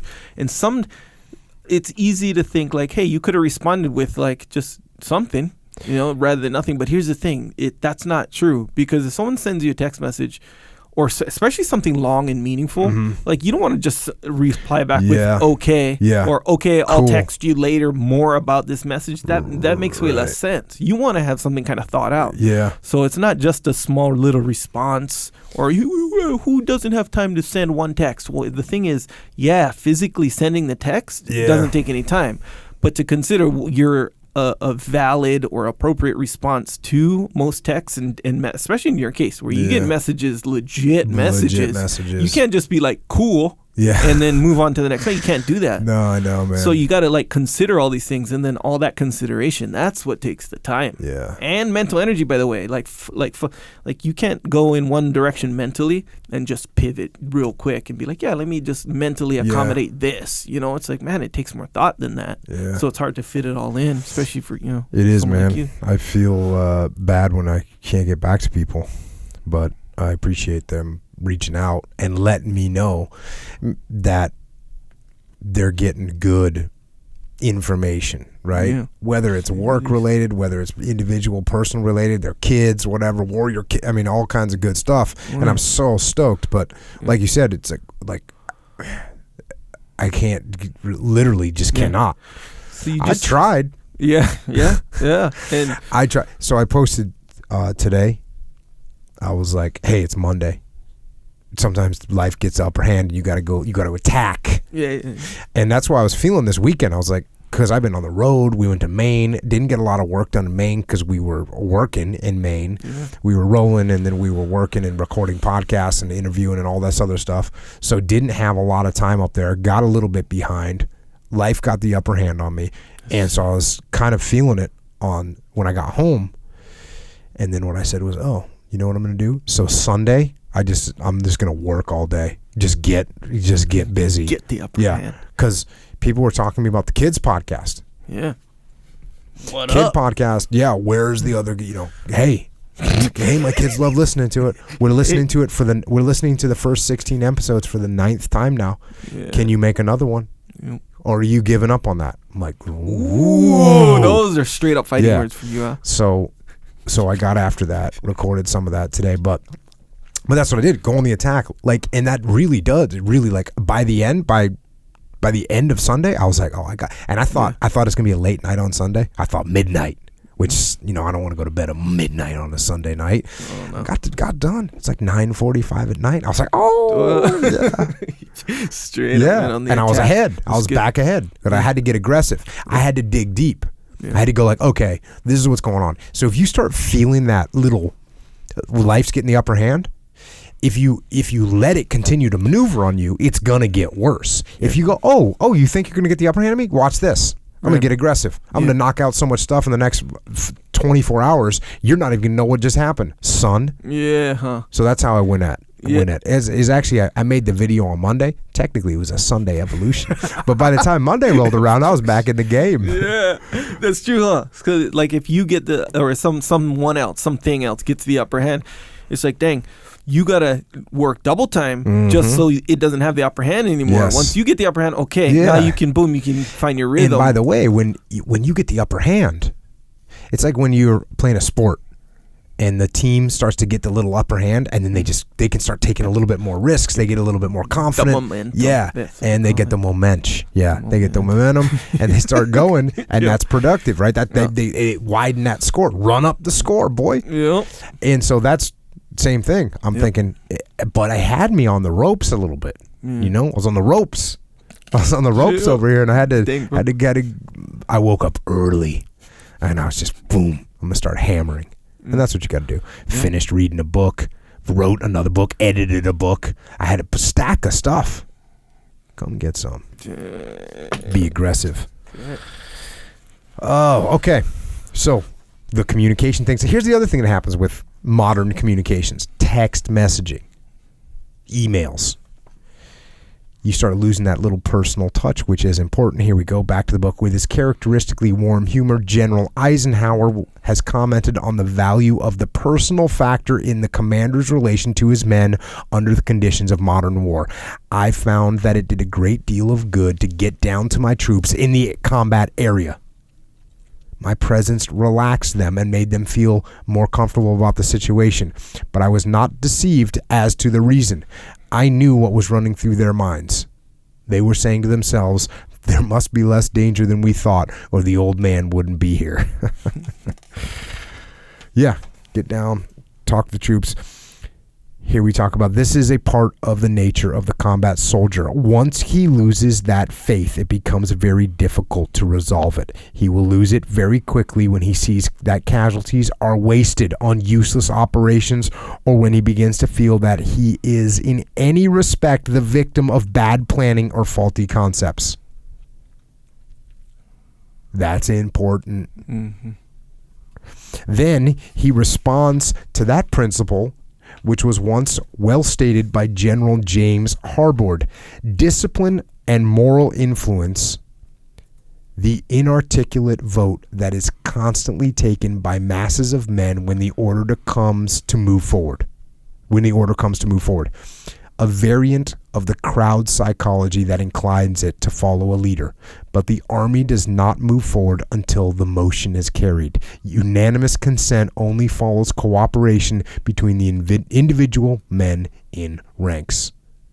That's a bold statement. Like, hey, you can give that order, but until everybody kind of knows that it's a good plan, we're not going. Yeah. Here's another good statement. By rough approximation, 60% of the art of command is the ability to anticipate, 40% of the art of command is the ability to improvise. To reject the preconceived idea that has been tested and proved wrong in the crucible of operations, and to rule by action instead of acting by rules. That's a good one. By the way, that's the entire art of command, right? Mm-hmm. That's 100%. Anticipation and ability to improvise. Obviously, there's some more factors in there, but those are some important ones. And I don't think I pulled it out, but there's also one part in the book where it says anticipation is important, but it's you can't just say to someone, hey, anticipate harder, right? Yeah. Like, hey, anticipate more. Yeah. Like, it's hard to say to that someone. Someone's got to have experience. Someone's got to have the mindset for it. They got to free their mind and open their mind so that they can be aware of little nuances that are happening and changes that are occurring. Yeah. And you can't be down in the weeds, or else you can't anticipate anything because you're getting knocked around in the dust and the dirt. Yeah. So it's kind of like a pay attention kind of thing. Like it's a way of paying attention. I think really the key is detachment. Yeah. Because if you can't detach, you're not going to be able to anticipate anything because you're in. And that's why there's the obvious dichotomy here. Yeah, do you want to go down and be with the troops? Absolutely. But can you go down and be with the troops so much that you lose track of what's happening at a strategic level and you can't anticipate what's happening? No, you can't do that. Dichotomy of leadership, you got to balance it. Back to the book. During war, it oftentimes happens that one company, by trial and error, finds the true solution for some acute problem which concerns everyone. But when that happens to a company, I can assure you that it is the exceptional company officer who takes the initiative and passes his unique solution along to his superiors even after he has proved in battle that the idea works. A good company idea in tactics is likely to remain confined to one company indefinitely, even though it would be of benefit to the whole military establishment. And this is just dealing with silos. It happens in the military. It happens in the civilian sector. Somebody figures something out and they keep it to themselves. The fundamental purpose of all training today should be to develop the natural faculties and to stimulate the brain of the soldier rather than to treat him as a cog which has been fitted into a great machine. Got to keep pointing that out. Loyalty in the masses of men waxes strong in the degree that they are made to believe that real importance is attached to their work and to their ability to think about their work. So you got to get people engaged, and people got to understand and believe that what they're doing is important, and they got to have some kind of say. They got to have some control over their own fate. It weakens at every point where they consider that there is a negative respect for their intelligence. This rule applies whether a man is engaged in digging a ditch or in working up a loading table for an invasion. So if you have negative respect for people's intelligence, they're not going to do a good job. a little bit of a big chunk here. To square training with the reality of war, it becomes a necessary part of the young officer's mental equipment for training to instill in him the full realization that in combat many things can and will go wrong without it being anyone's fault in particular. So, what did I just say? Things are going to happen and it's no one's fault. Does that really marry up with the idea of extreme ownership? Well, not really, right? Because I'm taking ownership of anything. Right. However, keep listening. War is aimed at destruction. The fire and general purpose of the enemy are directed against one's own personnel, materiel, and communications with the object of keeping one's own design from coming into play. Small plans miscarry because the wrong man happens to be hit at the critical moment or the guns which were counted on are knocked out of action. The problem of command in battle is ever to establish a safe margin which will allow for such misadventure. There you go. So things are going to go wrong, but what you have to take ownership of is figuring out how you're going to have a plan that's going to overcome those problems. Back to the book, but this much is certain. There is no system of safeguards known to man which can fully eliminate the consequences of accident and mischance in battle. Hence, the only final protection is the resiliency and courage of the commander and his subordinates. So what does that mean? When something goes wrong, when something bad happens, you adapt, you adjust, you alter your plans, and you continue forward. You own it. It therefore follows that the far object of a training system is to prepare the combat officer mentally so that he can cope with the unusual and the unexpected as if it were the altogether normal and give him poise in a situation where all else is in disequilibrium. I say it over and over again. And how do you do that? How do you do that in the civilian sector, right? You prepare your people. You role play with people. You give them hard problems. You make them figure things out. You put them in tough situations so that they become accustomed to it. But how to do it? I would say that the beginning lies in a system of schooling which puts the emphasis on teaching soldiers how to think rather than what to think, even though such a revolutionary idea would put the Army somewhat ahead of our civilian education. And that's a common thing that gets said in military training, is teaching people how to think, not what to think. And this is the test of fitness of command is the ability to think clearly in the face of unexpected contingency or opportunity. Improvisation is the essence of initiative in all combat, just as initiative is the outward showing of the power of decision. Think about this when you're raising your kids too. That's a good little something to think about. You want your kids to be able to think. Think. That's why you got to have them doing some creative stuff, right? Sure, jiu-jitsu's creative, but you got to throw some other stuff at them. Back to the book. The darkest hour for the novice in war comes with the recoil after the unit has been badly hit. It is then that the young commander has greatest need of the friendship and steadiness of his superior or of any other officer whose judgment he respects. Criticism or tactical counsel are of no value at this time. They can be given that later if necessary, but in the wrong hour, they add to the hurt. Let him get out his crying towel. When he is told how it happened, the important thing is that he be given a pat on the back and assurance that he did his full duty, and some little reminder that while he may feel that his losses are excessive, such incidents are unavoidable feature of combat and do not keep one from coming back in the next round. In Siegfried Sassoon's Memories of an Infantryman, the young lieutenant tells of emerging from a bloody trench raid and meeting his colonel. This was Colonel Kinjak I'd never met before, and it was the first time I had ever shared any human equality with him.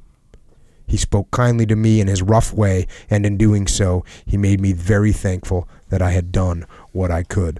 So, I mean, this is a very important, especially for folks that are in the military or in services where you can take losses. And that is when you're in charge, it's the time is not then to provide tactical counsel, right? That's not the time. First, you got to let the person get over the emotional hump, help them through that. And if you got to go back and debrief them later, that's what you do. I think everybody needs to pay attention to that. And I mean, you could say the same thing for businesses. You know, if somebody makes a big mistake and they feel bad about it and it hurts them, or they get people fired or they cost a bunch of money or something, like, you might not want to jump on their back immediately. A man remains a man after he puts on a soldier's suit. Death in the company is like a death in the family. Talk relieves tension. Okay, talk relieves tension. This is a tough one because guess what? Some people, when something bad happens, you know what they want to do? They want to be left alone. Yeah. And yet, it's talk that relieves tension and getting that out of them, which I agree with. But again, you got to be tactful. There's a dichotomy. You just can't go, hey man, I really want to talk to you about what happened. It's like, hey, maybe that person needs a little time. Maybe that person needs a little space, but you can't give them too much time because they're going to sit there and dwell on it. So pay attention. The unit which fights a successful action but is without knowledge of its success may even ensure a great victory for some larger body and still emerge from the battlefield with a feeling of inferiority. It's a complex sentence, but what he's saying is like, well, you make sure when your people do something good, you tell them, because there's a lot of times where people don't understand what they did and how big of an impact it had, and that's bad. Here's a good one. In combat, nothing succeeds like success. The knowledge of victory is the beginning of a conviction of superiority. Just as truly, the savor of one small triumph will wholly drive out the bitter taste of any number of demoralizing defeats. Nothing succeeds like success. Now we get in the section, tactical cohesion. Important. We're going to think about that. You know, there's a story in Extreme Ownership about the boat crews and the boat crew doing well. And sometimes people will say, well, you know, what did the guy that do different? What did the new leader do? And I always say, well, what he got the team to do is get everyone in the boat rowing the boat in the same direction at the same time. Like, if you can do that, you're winning. If you can do that as a leader, if you can get everybody in the boat rowing the boat in the same direction at the same time, you're going to win.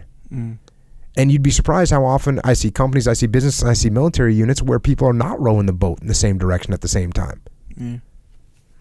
So that's what tactical cohesion is. Tactical cohesion is how can we get people to be working together? And here we go. Getting the troops to that cohesiveness, back to the book. It may be done through one bold individual standing erect and saying to a few others, follow me, we are going on. If a few rise and follow, the entire line is apt to get in motion. On the other hand, if this same individual advances alone but says nothing, it is unlikely that he will have any followers. One word, come, makes his action tenfold as effective as if he plunges gallantly ahead in silence. The act of moving is initiative. The act of coupling motion with speech is thinking initiative. Important. Very important. Here's talk about getting a gunfight. The first thing you do as you hit the ground is reestablish contact with your men. Determine where they are and let them know where you are. This happens in business too. Something bad happens and we all go into panic mode and start focusing on our own little world. As a leader, you need to say, okay guys, here's what's going on. Here's where I am. Here's what we're going to do. Leadership, leadership, leadership, leadership. The majority of small unit leaders do not take any steps toward restoring control from which alone can come unity of action. Some try to contact their men by voice or by relay of voice. During an action, while the men are prone, the voice will rarely carry more than 25 feet. This means that unless there is a relay of all hands and all hands understand what is being attempted, the voice method is ineffective. In the SEAL teams, when somebody yells out a command, everybody says it. And it's the best, it's the coolest thing. It's not the coolest thing, but it's pretty dope. It's pretty cool when you hear that word getting passed and you hear the criticalness of an important command coming out and everybody says it, and it's just, that's what you have to do, and we're so well trained at that. That's one of the few tactical things that you learn in basic underwater demolition SEAL training is you better pass the word. Pass the word, man. It's one of those things. It's one of those things you learn to pass the word. This is a great point. The company coming under fire literally begins its engagement by falling apart. So when you start getting shot at, guess what you do? You get down. You can't see anyone else, and you don't know what's happening. So your first thing that happens when you get engaged is you fall apart. Yeah.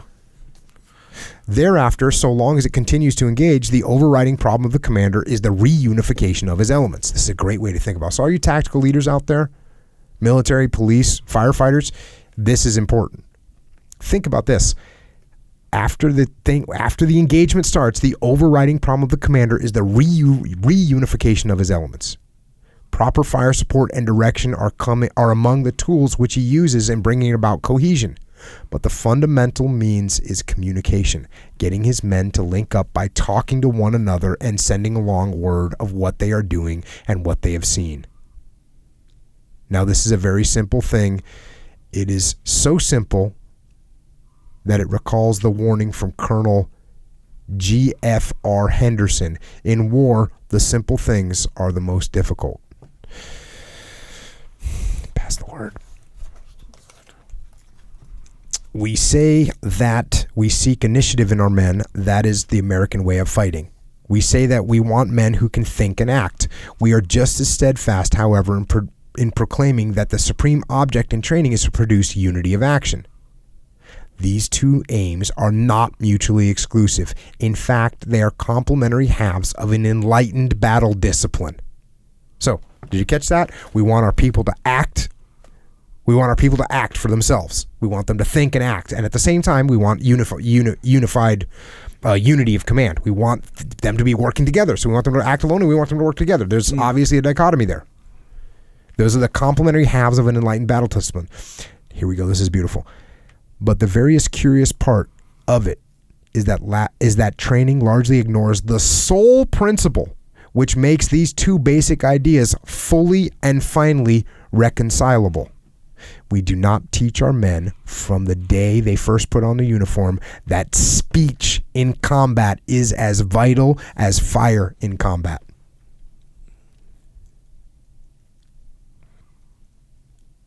Speech in combat is as vital as fire in combat.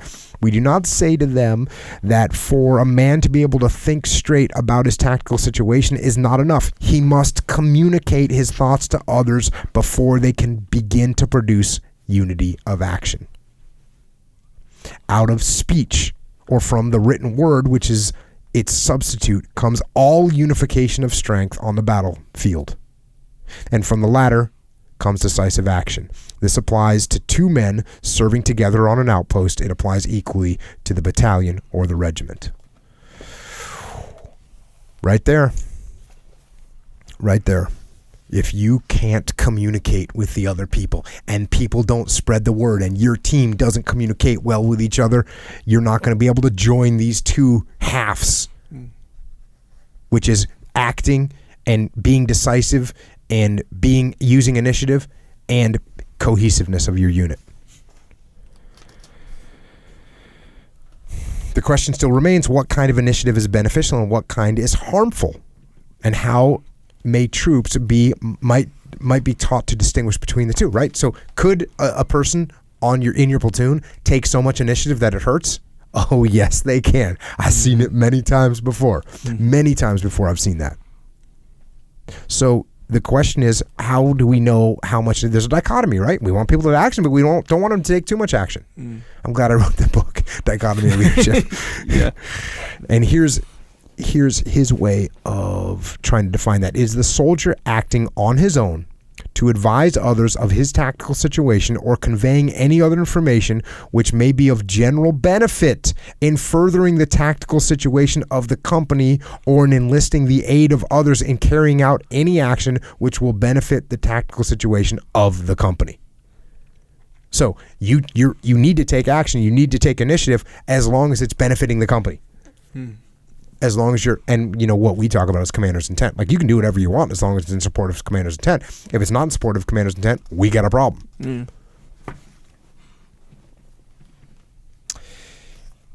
In the Army of the United States, we act towards speech as if we were mortally afraid of it. We tell our men to think, yet we never tell them that if in combat they remain dumb, it is slow suicide. Slow suicide.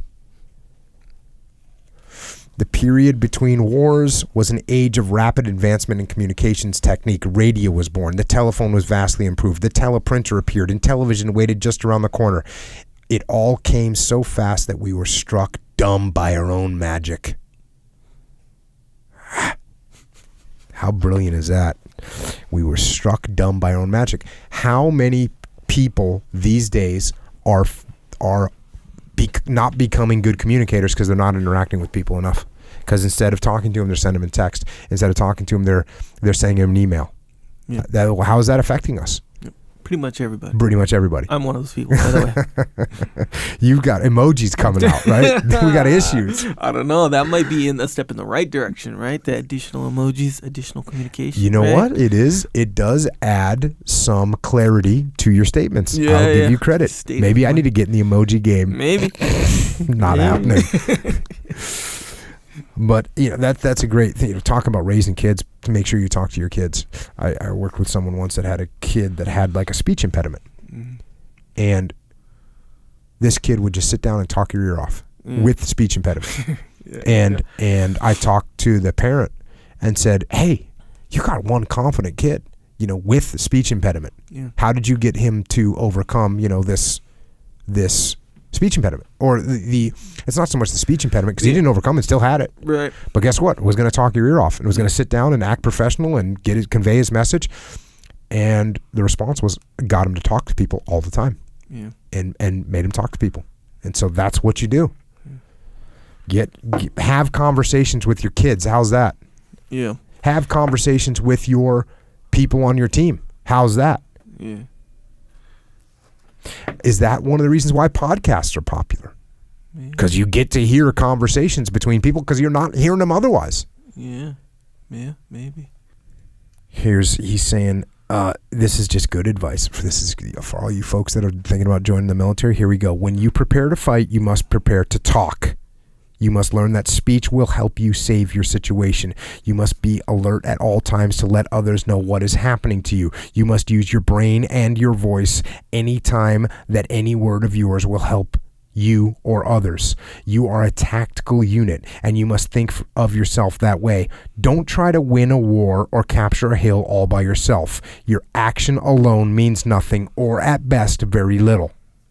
It is when you talk to others and they join with you that your action becomes important. Got to communicate.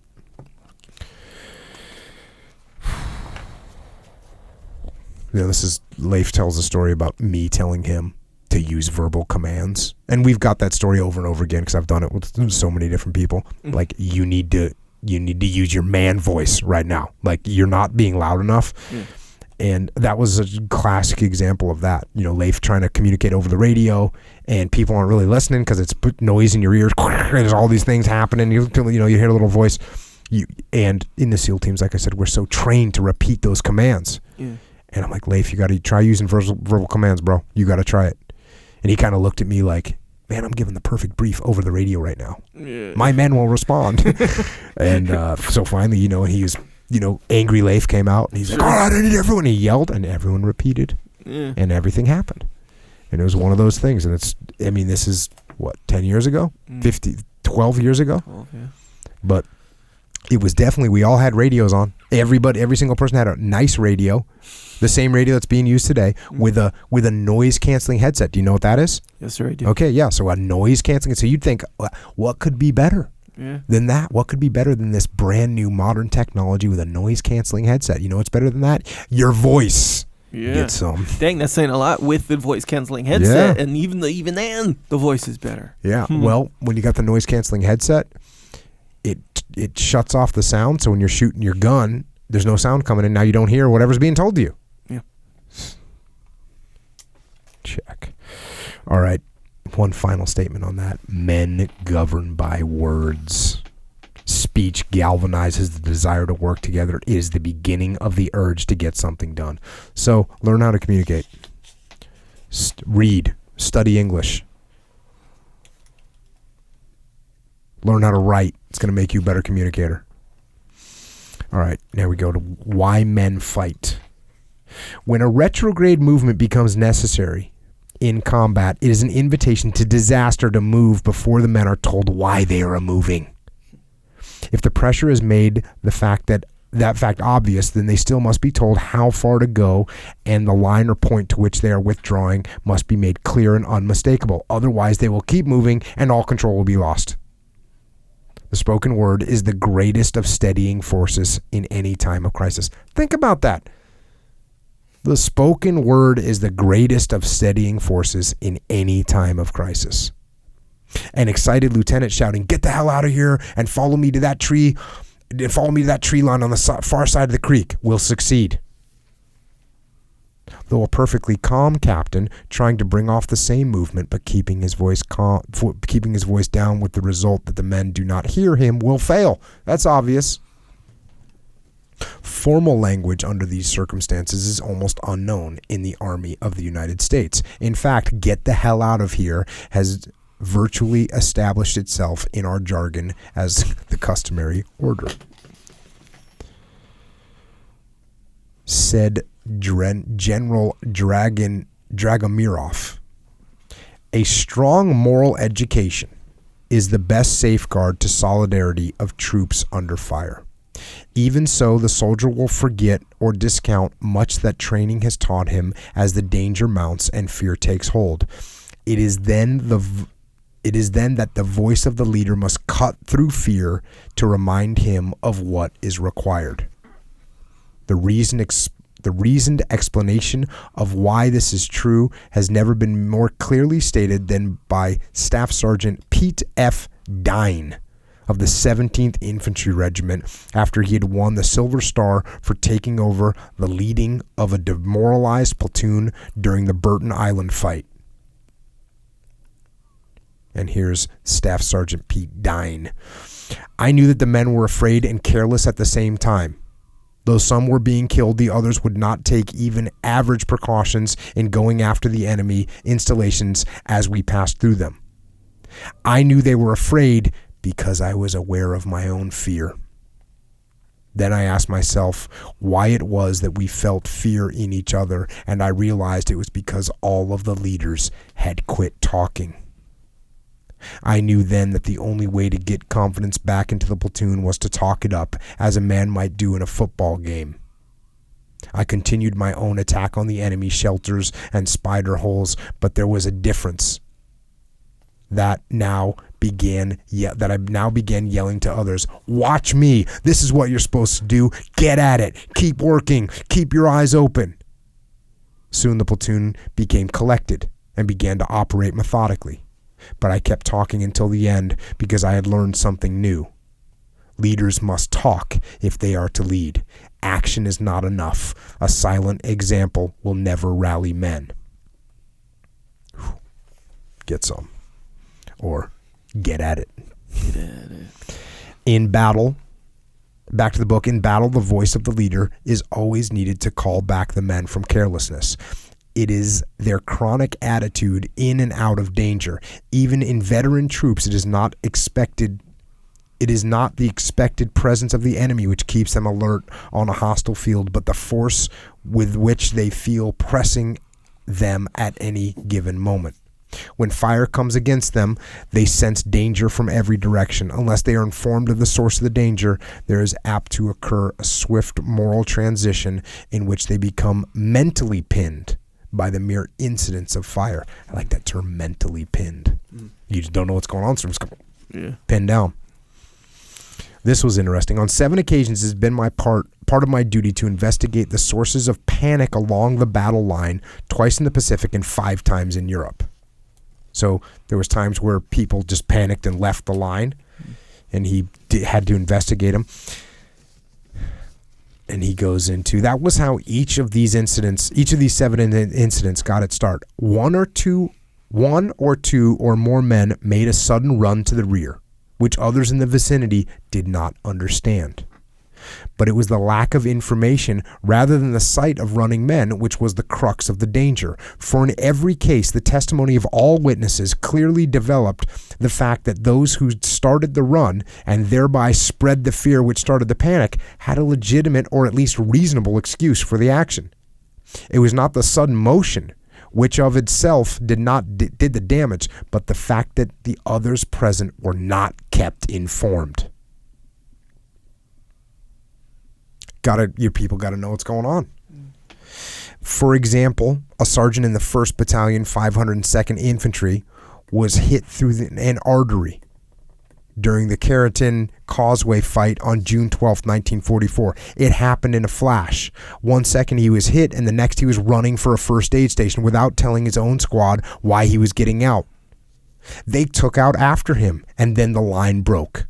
Others who hadn't seen the sergeant make his dash saw someone else in flight. They ran too. Someone said, "The order is to withdraw." Others picked up the word and cried it along the line, "Withdraw, withdraw." It happened just as simply as that. You can see how that happened all day long, right? Mm-hmm. The term control is not in this instance to be considered as synonymous with the voice of authority. Control is a man-to-man force on the battlefield. No matter how lowly his rank, any man who controls himself automatically contributes to the control of others. That's legit. Any man who controls himself automatically contributes to the control of others. Fear is contagious, but courage is not less so. To the man who is in terror and verging on panic, no influence can be more steadying than that he sees some other man near him who is retaining self-control and doing his duty. It's weird how people are just so influenced by other people. Oh, yeah. I mean, you see it everywhere. Oh, yeah. Personal honor is the one thing valued more than life itself by the majority of men. The lips of the dying attest how strongly this force influences individual conduct in battle. A young company runner hit by a shell at Keratin collapsed into the arms of his commander, and with his life swiftly ebbing said, "Captain, this company always called me a screw-up. Tell me that I wasn't one this time." The captain replied, "No, son, you sure weren't." And the boy died with a smile on his face. But while an army is a collection of individuals, it is also a crowd under pressure. And under pressure, it tends to revert to crowd form. The seeds of panic are always present in troops so long as they are in the midst of physical danger, the form of which changes moment to moment. In the majority of men, the retention of self-discipline under the conditions of the battlefield depends on the maintaining of an appearance of discipline within the unit. So obvious. I see with businesses, man. With businesses, you'll get a business that like people are squared away. That's how they roll. And everyone acts squared away. Mm-hmm. And you get some people that aren't. And that's the image, that's the culture of the company, and no one's squared away. Mm. Should the latter begin to dissolve, so should the discipline within the unit begin to dissolve, only a small minority of the most hardy individuals will retain self-control. The others cannot stand fast if the circumstances appear to justify flight. When other men flee, the social pressure is lifted, and the average soldier will respond as if he has been given a free release from duty, for he knows that his personal failure is made inconspicuous by the general dissolution. 2, it is a normal tendency in troops that they will drift rearward from the fire line unless they are being given an active direction. But it is just as normal that they will reverse themselves quickly and return to their duty if given a firm order by someone whom they know. Yeah. And have you ever been in a situation where you just like put out word? Like just something stupid. Like you'll be in a store or something and people will be like not knowing, hey, someone will say, hey, there's a register over here. Mm-hmm. Or like you're waiting in a line at a public event of some kind, you know. Hey, wrap this thing around. Wrap the line around. Yeah. And everyone just does it. Yeah. Yeah, like I think this is kind of what you're talking about too, like at the airport. Remember that day I was super late? Remember? to get on the plane. No, to get Washington, D.C. and went to the wrong airport. And then I came last second, by the way. Anyway, I'm standing in the TSA line. I see, super long, by the way. When I say super long, I mean like you ain't going to make your flight. Yeah, this long, like a long line. Like there was a crowd. Mm-hmm. So I'm standing in line. I'm like, you know, when you're in a hurry, you're always looking for little shortcuts, and I'll violate a few rules, you know, to get there quicker. So I'm on the lookout. Everyone else is cruising, just falling in line, literally. So I look and I see a weird sort of line start kind of forming, right? Way shorter too, like the kind like I can literally walk about 15 meters ahead to the end of this weird little line forming. Everyone sees it. It's a little line, but it's kind of like one of those things like, oh, that's not what we're doing. And I think the lines make it even more psychologically rigid, you know, where it's like, we're in line, and to get out of line, that's a kind of a big deal. Yeah, well, it's the social, what is he calling it here? The social, you get the release from social duty, right? Yeah. Oh, yeah. If you so if everyone's standing in line and you're just doing what everyone else does, there's like a social pressure to stay in line. Yes, exactly right. So, but boom, I was going to miss that flight. So I ask, how's this? I asked the guy, not like in that line because it's way ahead. I asked the guy in the next line who was like maybe 2-3 people ahead of me, but in a different line. I was like, is that another line? And you know what he says? He said, yeah, it is. He goes, yeah, it is. So I was like, I just go. He already knew it, but then he was like standing like he didn't do it, probably from that social pressure. So of course I go. And then everyone follows you. Bruh, I look behind everyone. I hear like a commotion behind me, but it's just so many people filling in. That's how freaking leading from the front, bro. And I made the flight by literally 10 seconds probably. You were close. Yeah. This is again, I kind of covered this, but I'm going to hit it one more time. Individual stragglers had almost no combat value when inducted into a strange organization. The majority of them were unwilling to join any such solid unit which still facing the enemy. The minority, even after being given food and a little rest, took their place in line. But the moment the new unit came under enemy pressure, the individuals quit their ground and ran rearward or sought cover somewhere behind the combat line. So this is what I already talked about. You get a new person and they don't know anyone, they're not going to do their job. On the other hand, this is important for businesses. On the other hand, that was not true of gun crews, squad groups, or platoon which had been routed from their original ground and separated from their parent unit, but had managed in some way to hold together during a fallback. Upon being inducted into a strange company, they tended to fight as vigorously as any element in the command which they had newly joined, and would frequently set an example of initiative and courageous action beyond what had been asked of them. Think about that. Keep your little elements together. I used to be real big on that. You got your little fire teams? Yeah. And I would always try and keep little fire team integrity. Keep that fire team integrity. And these would be like in a SEAL platoon. There's four fire teams in a task unit. You know, there's 8 fire teams. Try and keep these guys still know each other, but they're going to do a little bit better. They just keep that fire team integrity. They already know each other. They already know what's up. Yeah.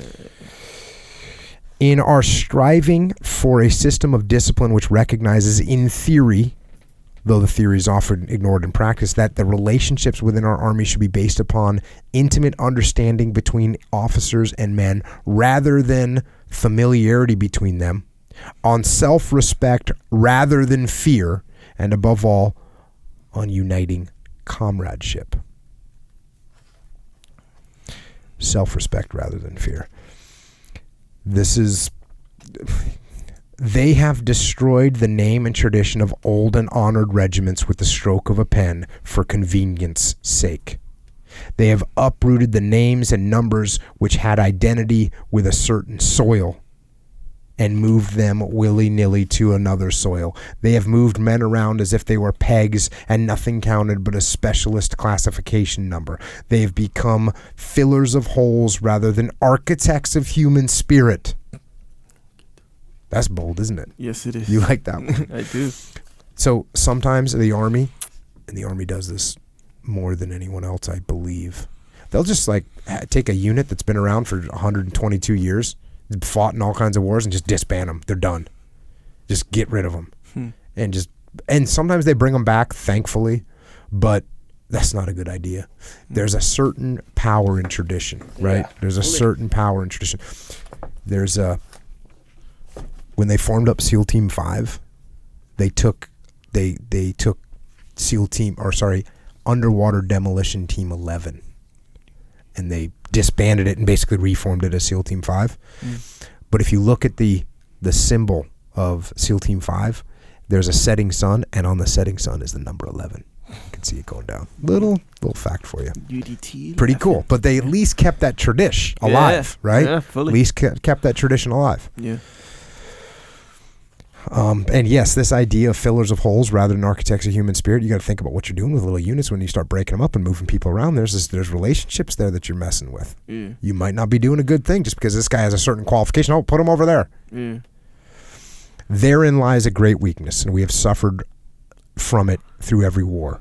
For it must ever remain that acquisition of a truer knowledge of the nature of man in war will suffice very little if put to work only by the local commander on limited ground. So everybody's got to understand that there's human beings working here, that you're dealing with that you have to be an architect of the human spirit. That, again, leaves too much to chance and puts too high a premium on the virtues and talents of the average leader. What is needed primarily, if we are to go forward, the policies stemming from the top, which are based not upon slide rule calculations, but on knowledge of the human heart. Next chapter. The aggressive will. I like this little section. Morale is the thinking of an army. It is the whole complex body of an army's thought, the way it feels about the soil and about the people from which it springs, the way that it feels about their cause and their politics as compared with other causes and other politics, the way that it feels about its friends and allies as well as its enemies, about its commanders and gold bricks, about food and shelter, duty and leisure, militarism and civilianism, freedom and slavery, work and want, weapons and comradeship, bunk fatigue and drill, discipline and disorder, life and death, God and the devil. That's what he's saying. Like, you've got human beings. And the morale of the army is all of that stuff combined together. You have to account for it. The definition cuts through one of the oldest myths in the military book, that morale comes from discipline. The process is precisely the reverse. True discipline is the product of morale. Right? I never really thought about that too much. How's your morale? If you have good morale, you're going to have better discipline. If your morale is weak, what happens to your discipline? Goes out the window. Sure.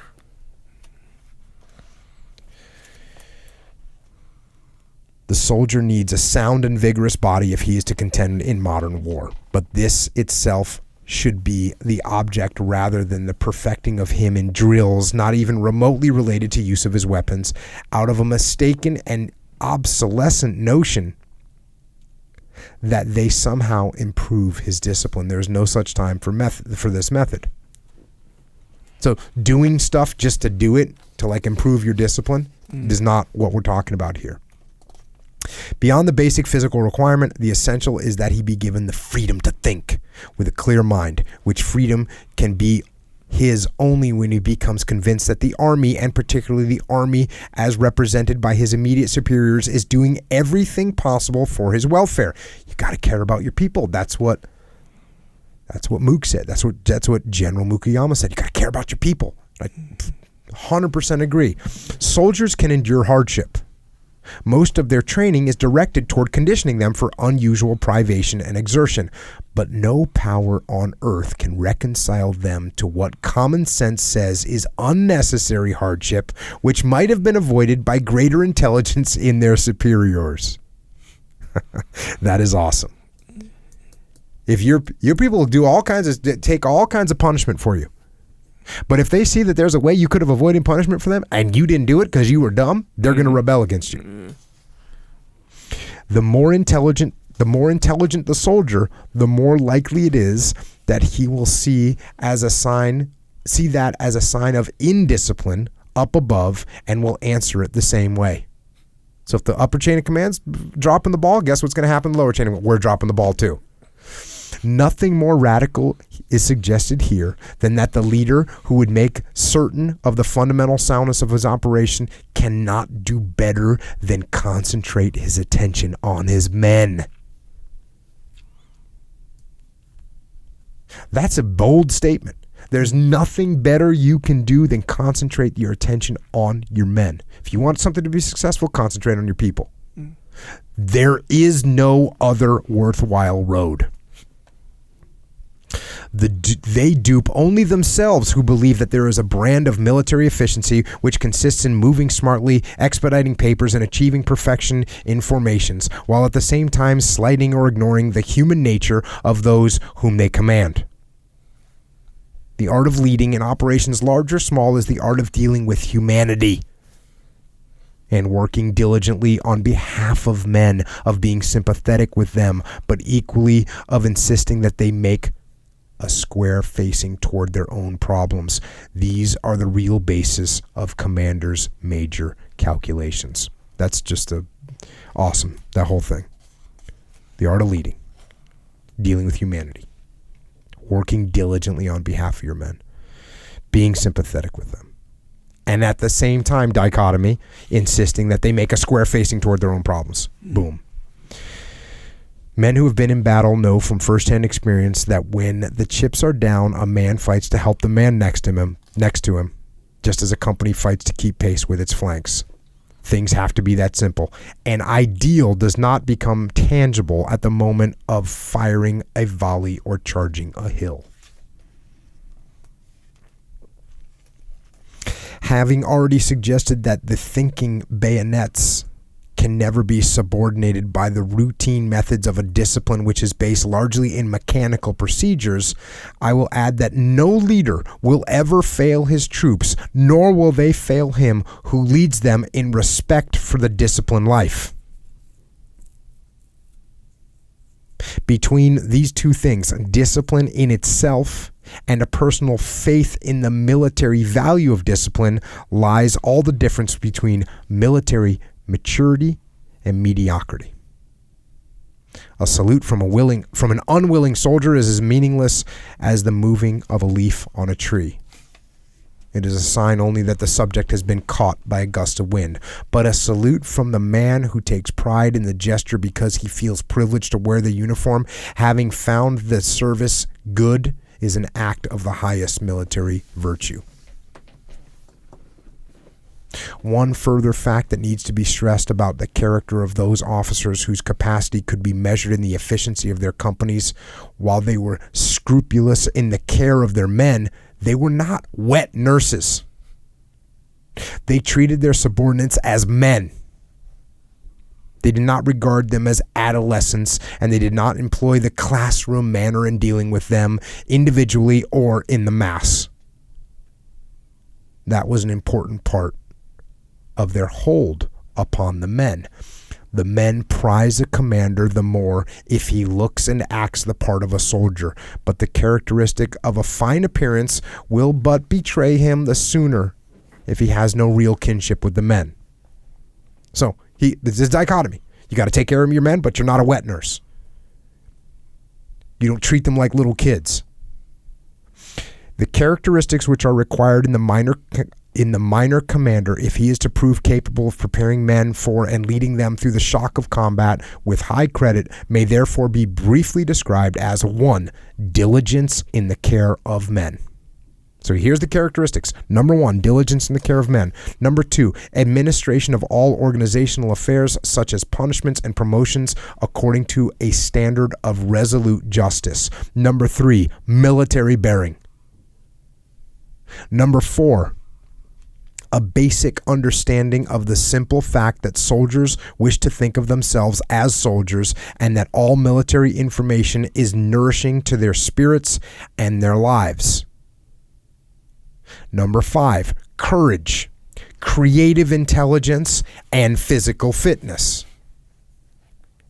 Number 6, innate respect for the dignity of the position and the work of other men. I'm going to tell you, those are some good rules. Some good things to think about if you're in a leadership position. Here's a little commentary, and it was written in 1947, might still be true today. It is my belief that there is no more hurtful doctrine put before our people today than that the army should duplicate the arrangements which obtain within the civil society, slavishly imitating the latter's comforts, social customs, and ideas of regulating justice, and insisting on no higher standards of personal responsibility for its people. So, hey, guess what? The military is not the civilian world. And we shouldn't be trying to make it that way. The military is the military. That's 1947 he's saying that. I'm going to have to say I agree.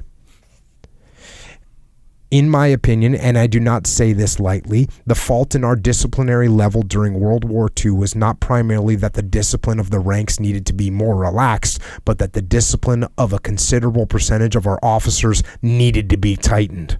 For this simple reason, insofar as his ability to mold the character of troops is concerned, the qualifying test of an officer is the judgment placed upon his soldierly abilities by those who serve under him.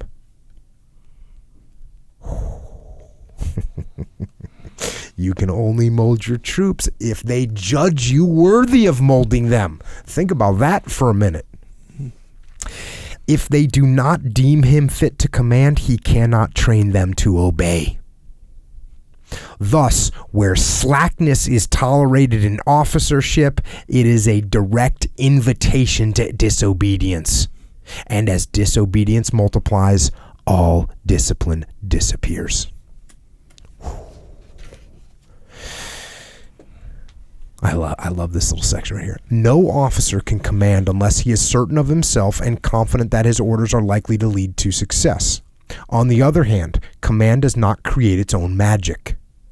Men who are filled with the spirit of disobedience will break the heart and ruin the character of the finest officer who ever lived. Man, you're going to deal with some rabble-rousers out there. You're going to deal with some tough cookies. The way in which the loss of moral incentive is reflected in the tactical behavior of troops was thoughtfully expressed many years ago by the British teacher Colonel G.F.R. Henderson. When troops once realize their inferiority, they can no longer be depended on. If attacking, they refuse to advance. If defending, they abandon all hope of resistance. It is not the losses they have suffered, but those they expect to suffer that affect them. Consequently, unless discipline and national spirit are of superior quality, and unless the soldier is animated by something higher than the habit of mechanical obedience, panic, shirking, and wholesale surrender will be the ordinary features of the campaign. Pretty harsh warning. Nothing more unfortunate can happen to the commander than to come to be regarded by his subordinates as unapproachable, for such a reputation isolates him from the main problems of command as well as its chief rewards. So you got to be approachable as a leader. They're saying there's nothing more unfortunate than being regarded as unapproachable. It is, back to the book, it is never a waste of time for the commander to talk to his people about their problems. Here's good people ask me. I get all the junior leaders from the military, from the civilian sector, from everywhere, and they ask me, what am I supposed to do? To the young officer who's conscious of his own reserve and is anxious to do something about it, I can suggest nothing better than to make a habit of full physical participation. That is, instead of watching the squad or platoon work out a problem and either directing or criticizing its action, let him pick up a weapon, relieve one man in the group, then let himself be the one commanded until the conclusion of the operation. Is this course of conduct beneath the dignity of the American officer? Certainly not. So what says it? Get in the game. Get in the game. In the United States service, we are tending to forget, because of the effective motorization, that the higher value of discipline of the road march in other days that it wasn't that it hardened muscles, but that, short of combat, it was the best method of separating the men from the boys. Well, let's get back to the little road march action. Yeah. Best method for separating the men from the boys is the road march. This is true today. Despite all the new conditions imposed by high-velocity warfare, a hard road march is the most satisfactory training test of the moral strength of the individual man. The great advantage of the gain in moral force through all forms of physical training is that it is an unconscious gain. All forms of physical training are going to give you an unconscious gain of moral force. Let that propel your workout tomorrow morning. Yep. Willpower, determination, mental poise, and mental control all march hand in hand with the general health and well-being of the man. Fatigue will beat men down as quickly as any other condition, for fatigue brings fear with it. There is no quicker way to lose a battle than to lose it on the road for lack of adequate preliminary hardening in troops. Such a condition cannot be redeemed by the resolve of a commander who insists on driving troops an extra mile beyond their general level of physical endurance. That's important to remember. If you got people that aren't ready, it doesn't matter how much you try and make them do something, they're not physically capable of doing it. That's the reality. Extremes of this sort make men rebellious and hateful of the command, and thus strike at the tactical efficiency from two directions at once. For when men resent a commander, they will not fight as willingly for him, and when their bodies are spent, their nerves are gone. In this state, the soldier's every act is mechanical. He is reduced to that automatism of mind which destroys physical response. His courage is killed, his intellect falls asleep. Truly then, it is killing men with kindness not to insist upon physical standards during training, which will give them a maximum fitness for the extraordinary stresses of campaigning in a war. Truly killing men with kindness, not to have them physically ready.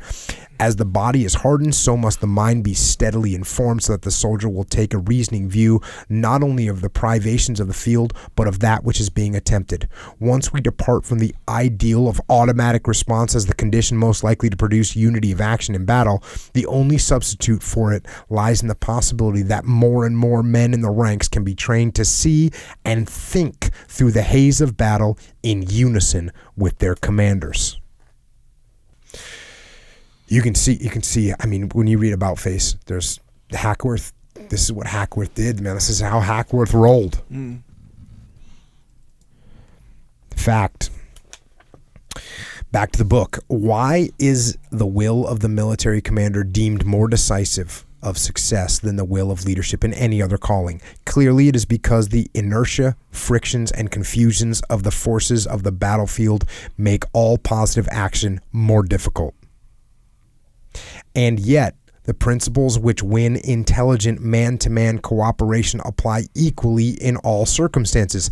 The same rules work on the battlefield as in an office. That's why we got a little something called echelon front. The will does not operate in a vacuum. It cannot be imposed successfully if it runs counter to reason. Things are not done in war primarily because a man wills it. They are done because they are doable. Okay, this is a really important little section.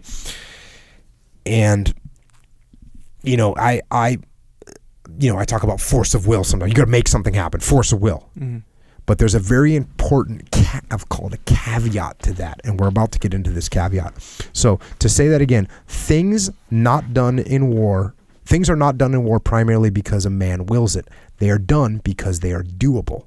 The limits for the commander in battle are defined by the general circumstance. What he asks of his men must be consistent with the possibilities of the situation. That might seem like common sense, right? Hey, I can't ask you to do anything that cannot be done. Yeah.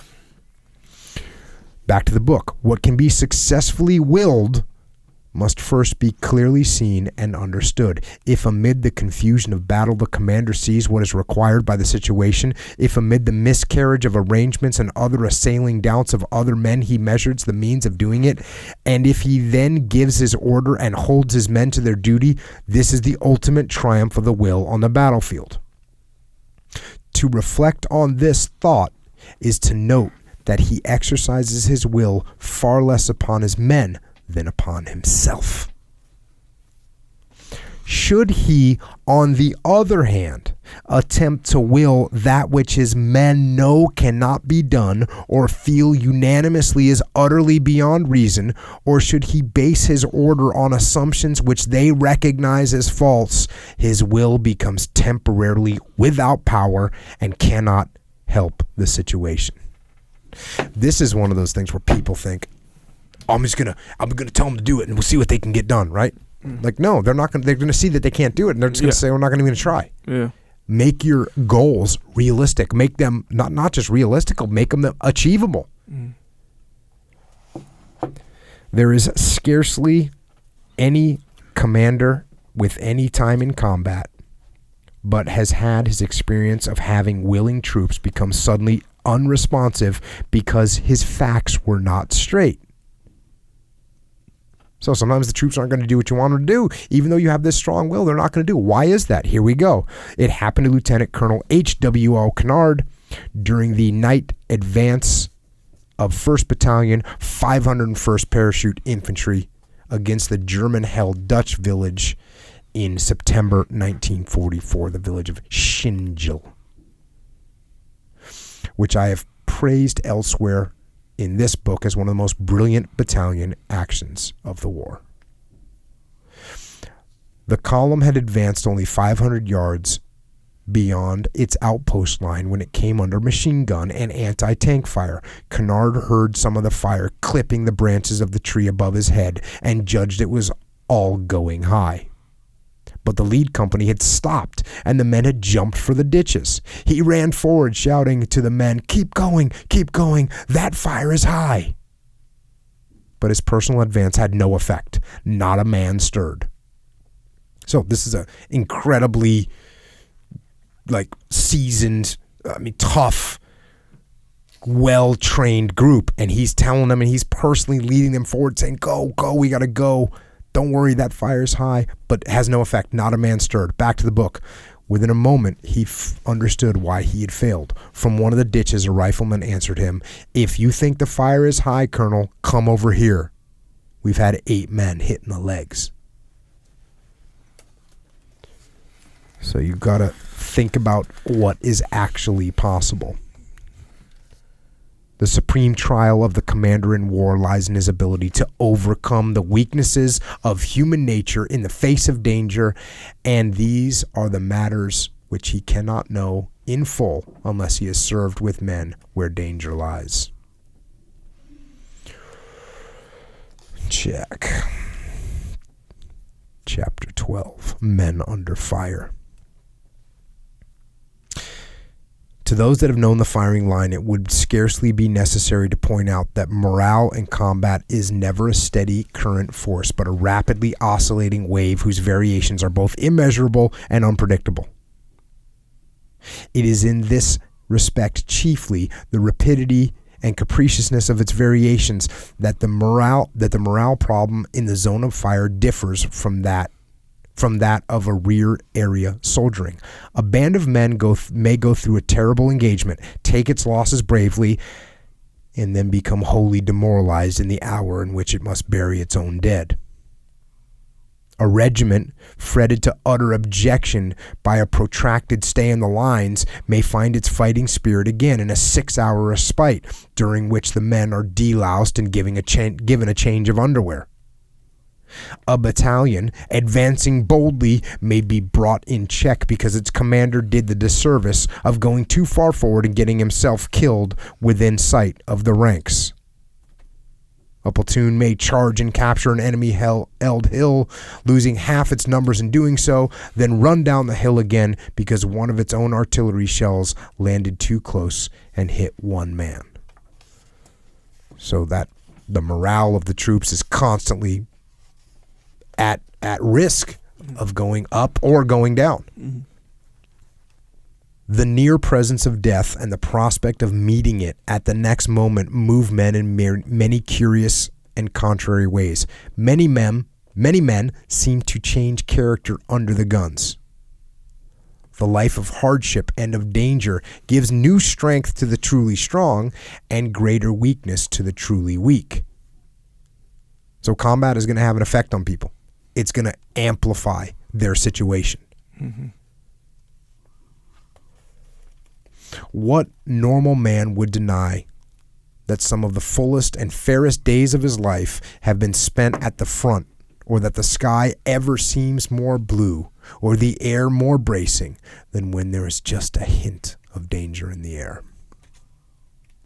This is an important thing for leaders to understand. The man who cannot bring himself to trust the judgment and good faith of other men cannot command very long. He will soon break under the unnecessary strain he puts on himself. Sleeplessness, nervous irritation, and loss of self-control will be his lot until he is at last found totally unfit.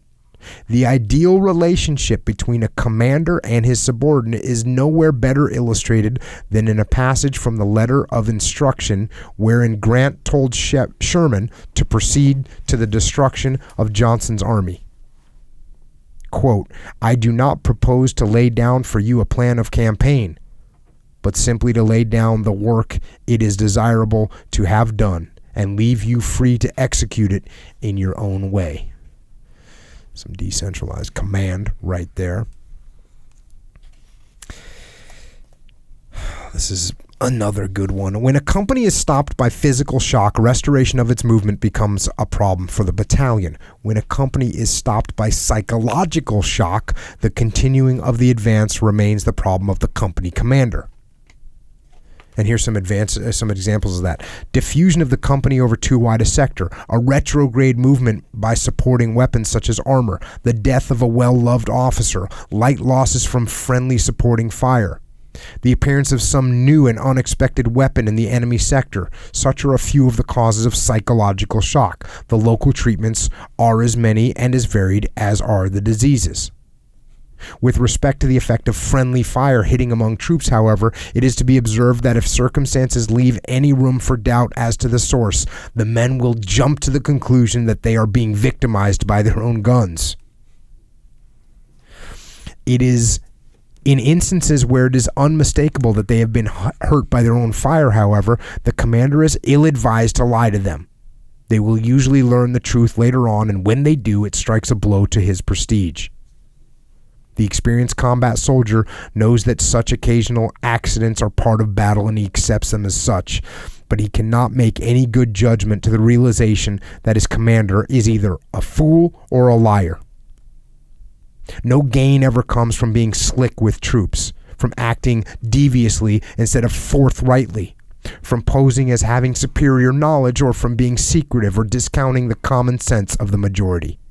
See, a lot of people do that. They discount the common sense. They think they're going to get away with that with trying to bullshit the troops, and it doesn't work. Mm-hmm. The most common cause of psychological shock, however, is partial victory. The adage that the weakest point follows success is a fundamental truth of minor tactics, and the danger is always greatest when success is too easily won. Success is disarming. Tension is the normal state of mind and body in combat. When the tension suddenly relaxes through the winning of a first objective, troops are apt to be pervaded by a sense of extreme well-being, and there is apt to ensue laxness in all its forms and with all its dangers. He hammers this home. It might be well to speak of the importance of enthusiasm, kindness, courtesy, and justice, which are the safeguards of honor and the tokens of mutual respect between man and man. This last there must be if they are to go forward together, prosper in one another's company, and find strength in the bonds of mutual service, and experience a common felicity in the relationship between the leader and the led. Loyalty is the big thing, the greatest battle asset of all. But no man ever wins the loyalty of troops by preaching loyalty. No man ever wins the loyalty of troops by preaching loyalty. It is given him by them as he proves his possession of the other virtues. The doctrine of a blind loyalty to leadership is a selfish and futile military dogma, except insofar as it is ennobled by a higher loyalty in all ranks to truth and decency. War is much too brutal a business to have room for brutal leading. In the end, its only effect can be to corrode the character of men, and when character is lost, all is lost. The bully and the sadist serve only to further encumber an army. Their subordinates must waste precious time clearing away the wreckage that they make. The good company has no place for the officer who would rather be right than be loved, for the time will quickly come when he walks alone. And in battle, no man may succeed in solitude. That's worth repeating. The good company has no place for the officer who would rather be right than be loved. We talked about that when Jordan was on. Hey, man, you don't need to be right when you're dealing with your significant other. No. That's not important. I have known a few brutes in battle whose talents were so limited that they could try no other means of command than the abuse of men. But I have yet to see one who did a good job of holding his command together when the going became rough, and in the ranks fear of the enemy began to eclipse fear of the man up top. Now, here comes the dichotomy. Because he's talking about all these kindness and courtesy and justice, and then he says ruggedness. Ruggedness, toughness, these are quite different things. So long as they are only the outer reflection of an inner determination, and so long as the inner fire is tempered by a heart having real compassion for men, these are the best hands for the business. They will win the hearts of other men and will stimulate their valor. These others will try to be like them. For it is a truth not to be denied that the rugged way is the natural way in battle. Dichotomy right there. He tells this quick story. There comes to mind one last picture from the same campaign. The scene is stone-walled Fort Montgomery, the last obstacle barring entry into Brest. A battalion of the 116th Infantry Regiment under Major Tom Dallas has had the fort invested for 3 days. But the defenders have withdrawn to within the inner walls and will not surrender. The infantry fire cannot get at them. The ports have been flamed, but without visible effect. Finally, Dallas asks for 3 tons of TNT to blow the walls. He is given 1 ton. Assisted by the infantry, the engineers lay the charge in a gallery under the wall. The work completed, Dallas is ready to give the orders. Then he remembers. On the night before, the battalion had attacked, and Lieutenant Durwood C. Settles had been killed in the moat. There had been no chance to recover the body.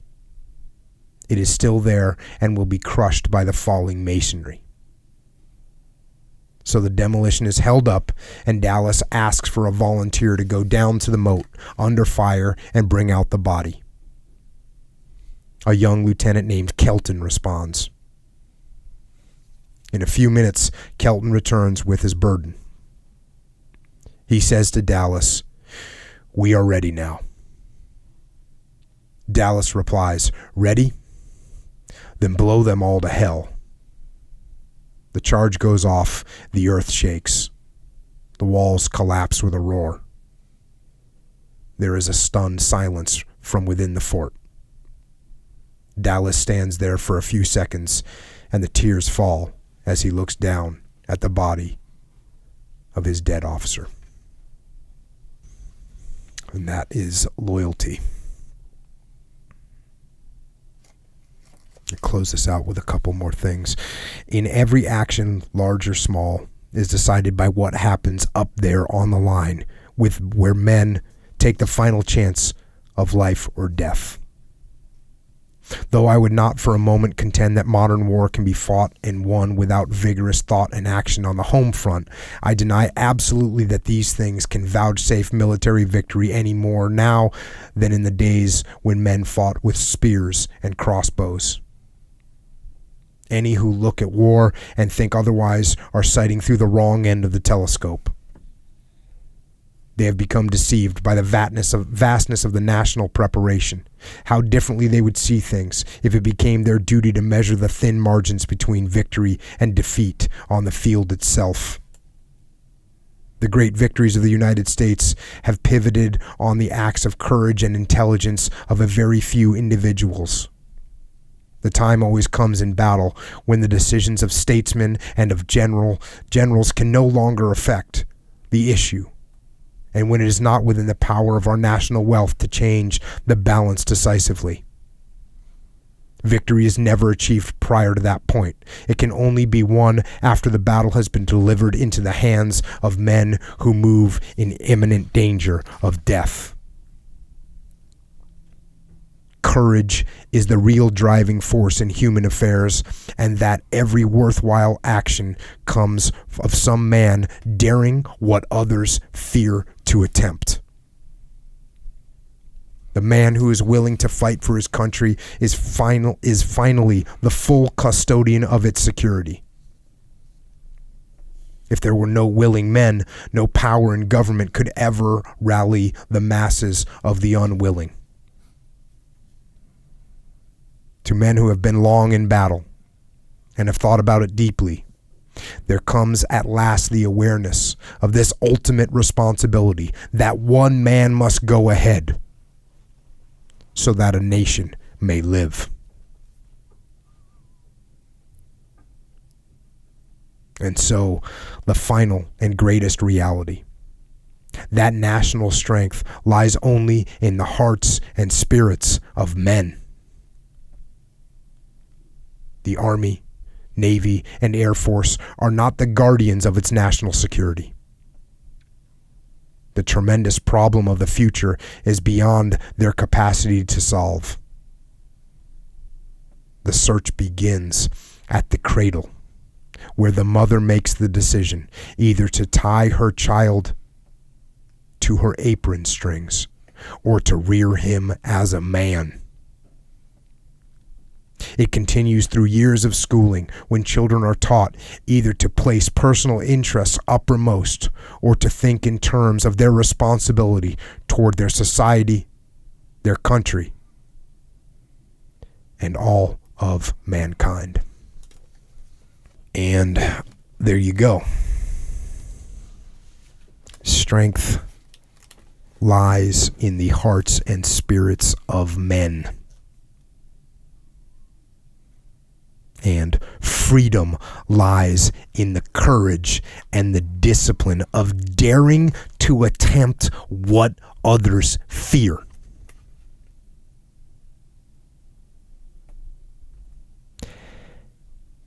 And I think that reflects not just the strength and freedom of nations, of countries, but also of individuals. We are ultimately responsible for ourselves, for our own freedom, for our own security. It is on us. And I think that is one of the most valuable lessons to learn from S.L.A. Marshall. And unwillingly, he also taught us a lesson about being truthful and honest, which he was not. And had he listened to some of his own teachings, he might not have made that mistake to tarnish his reputation. It's not worth it. He failed to listen to his own lesson. And maybe that's the last thing we learn, is that we just don't talk the talk, just don't preach, but walk the walk and live the life. Live correctly and follow the rules that you set for yourself.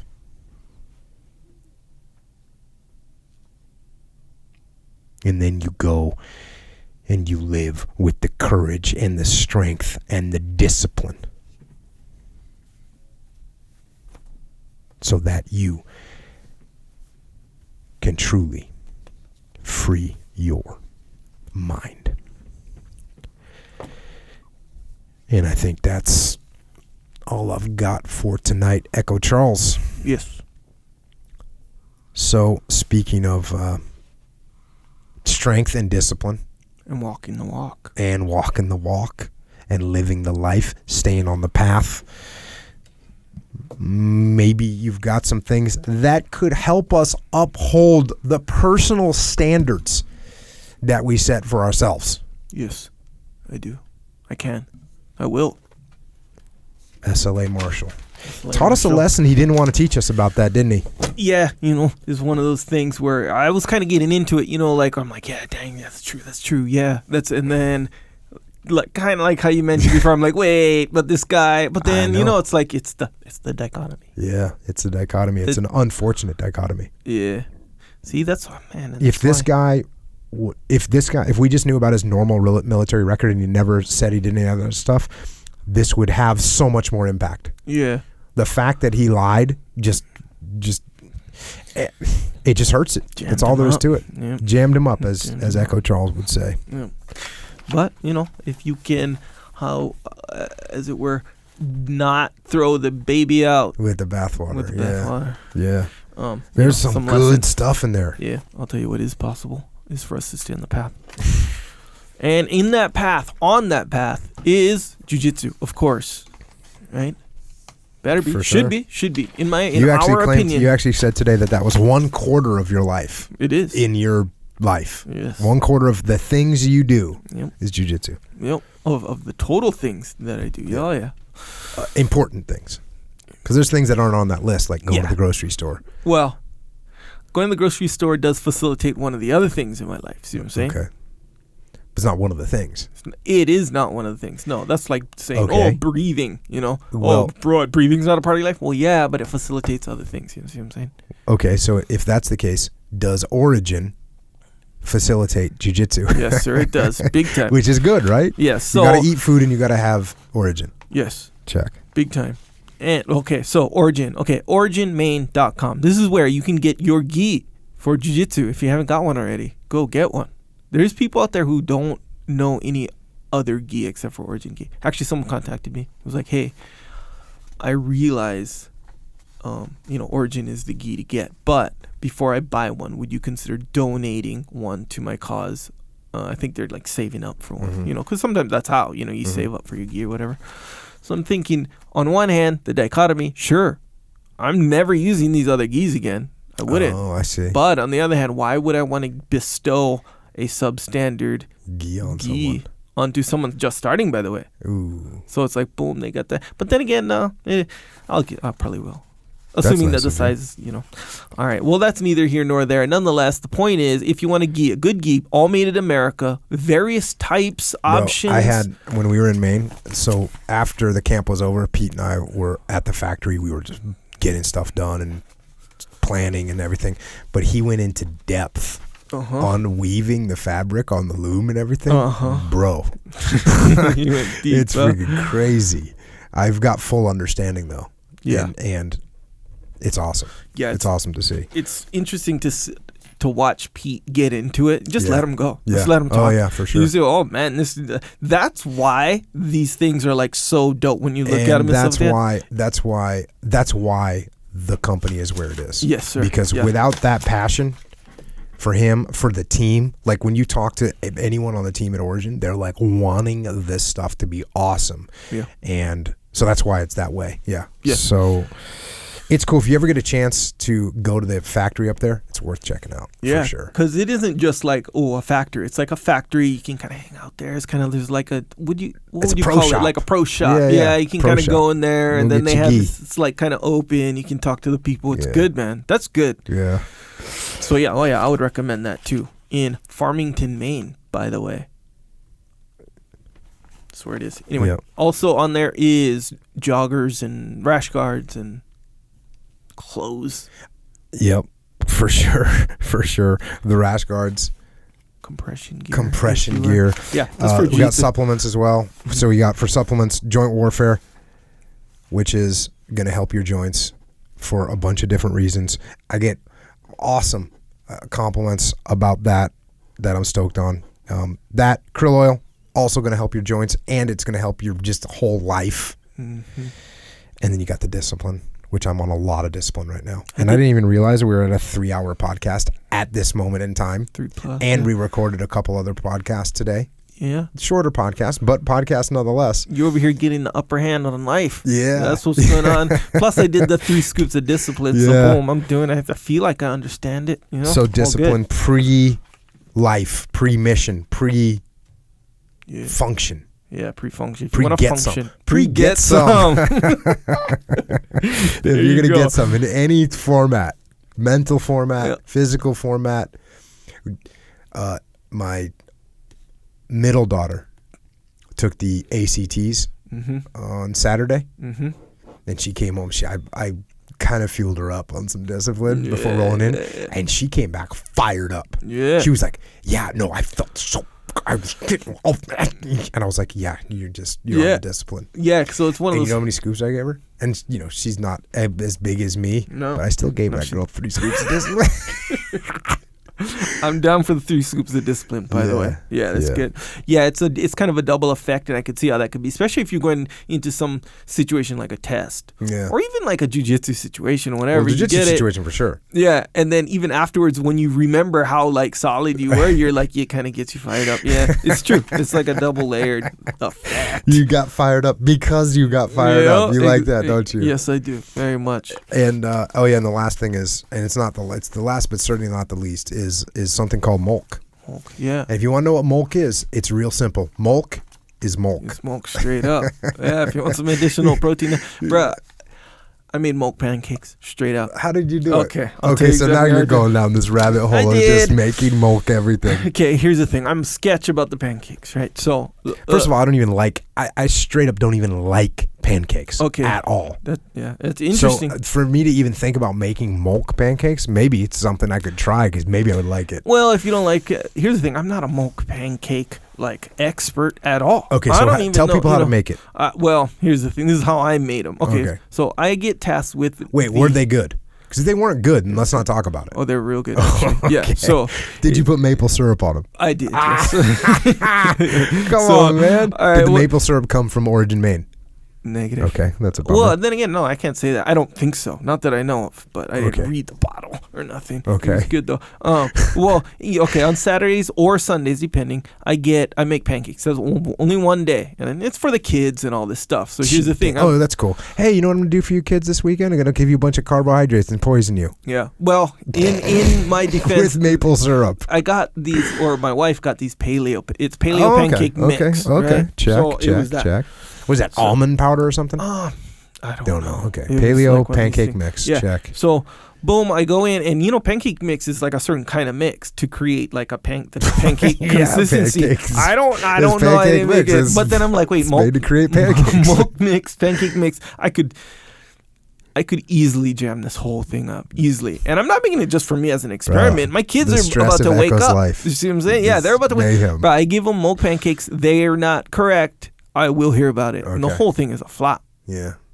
I guess technically I just make regular pancakes later, but it wasn't about that. Right then and there, I was trying to deliver big time. So I can't just start throwing random ingredients. There's no recipe in the back of it, so this is what I did.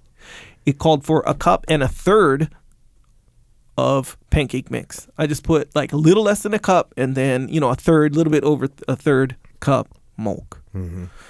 Milk in there. A little bit of water, some MCT oil I put in. It calls for you can put butter, and I did put butter, like grass-fed butter, by the way. And there was and eggs. Yeah. So you put an egg, boom, mixed it all up. Pancakes. I put chocolate chips in the form of a happy face too. We do that from time to time. And so did that. Yeah, more like a sad face at your house. But boom, I make them a little bit darker, obviously because of the chocolate. It was the chocolate peanut butter, by the way. It wasn't Dark the green mint. pancakes. Yeah, well, yeah, there is darker Okay. brown. Yeah, not the mint too, by the way. I think that you're risking jamming up pancakes for the mint. I think. I don't know. I didn't do it. Anyway, yeah, came out good. Boom, maple syrup. Boom. Big hit. Kids liked it. Kids didn't know, but it had the peanut butter kind of flavor in there. It was good.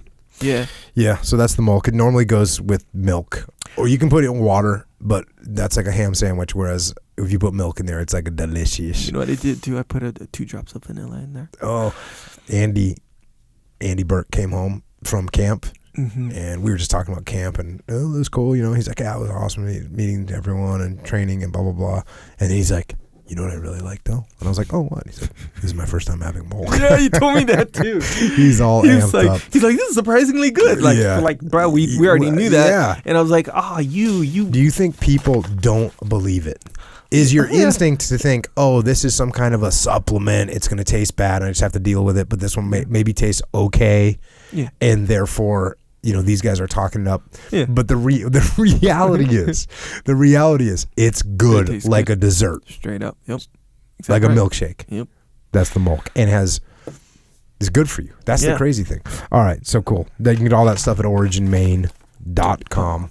Yes. And also, Jocko's store. It's called Jocko Store. And this is where you can get shirts, hoodies, other rash guards, more skewed towards the path, the message. We'll call it the message. Anyway, there's some cool stuff on there. If you want to represent, discipline equals freedom, because discipline does equal freedom, by the way. Mm-hmm. That's one of those things, like, you can think about that for like 20 days, and it'll make more and more sense over the 20 days. And then after 2 years, and in my case 3 years, it makes even more sense. You see it everywhere. Yeah, and so it does. And if you want to represent, JockoStore.com. That's where you can get the stuff. Cool stuff on there. Some new stuff on there too, by the way. Really? Yes. I.e.? Because you're always making stuff I don't even know about. Decentralized command style. Well, we got a few novelty items. What even is that? You know, I'm assuming if I have it correctly, it's just something that's pretty cool. You know, you got to go in there and find out. A novelty item? Sure. You think people are you think people on the path are out spending their hard-earned money on novelty items? Is that what's going on? Well, there's always layers, so it's not just novelty. You're still representing big time, 100%. But one of the layers is just quite novel, in my opinion. Anyway, go there, JockoStore.com. So women's stuff on there. I have no idea what you're talking about. Yeah, don't. That's why you got to go to Jocko Store. Now I have to go check JockoStore.com. Yeah. Anyway, hats on there as well. A lot of just cool stuff. Anyway, JockoStore.com. Good way to support. Good way to stay on the path. It's just good all around. Good. Yeah. Hey, did you see what was it? What's his name? Not what's his name, but the Nike commercial, right? You know, the Nike commercial's been in the news, right? The commercial, yeah. whatever. And Theo Vaughn was like, "Hey, did Nike borrow from Jocko?" Theo put that out. What's up, Theo? Yeah. You know what that is? Maybe not. Obviously, you know, when you look at it, it's like, hey, they did the same thing. Mm-hmm. Put it that way. I don't know whether they got it from you or not. Okay, whatever. But they did do the same thing. But here's what I really got from that whole thing, especially his video, how he did it. He's like, watch it. Yeah. You know what I did? It really illustrated that concept, like how we used to talk about all the time, where when someone says good like that, it really stands out now. Like you see that everywhere. Even if you see the word good written on a sign or something, you're like, hey, that's what Jocko said. You know, see what I'm saying? So it sticks out in your mind just way more. And again, whether that happened or not, that's a weird word to pick. Yeah. That's a weird word to pick for the ad, for the Nike ad. It's a little bit of a weird word to pick. Yeah. It's a little bit, it's not a normal word to pick. Yeah. In my opinion. It's a good word to pick. But anyways. Anyway, nonetheless, good. It's all good, man. You're the man. Also, good way to support yourself. Theo kind of had my back though, didn't he? Oh, big time. Oh, Theo, what's up? Yeah, and it makes sense too. Yeah, just the whole deal. I mean, you know.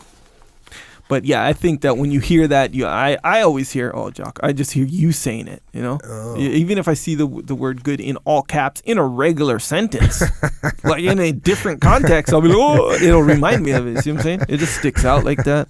That's funny. Anyway, good way to support also is to subscribe on iTunes and Stitcher if you're Android, Google Play, and, you know, wherever you listen to your podcast, just subscribe. And that is a good way don't forget that there is the Warrior Kid podcast, of which we recorded a couple more today, so we got some fresh ones out there. I apologize to everyone for taking so long to get those out. Life got the upper hand a little bit. We back. But that's life. Yeah.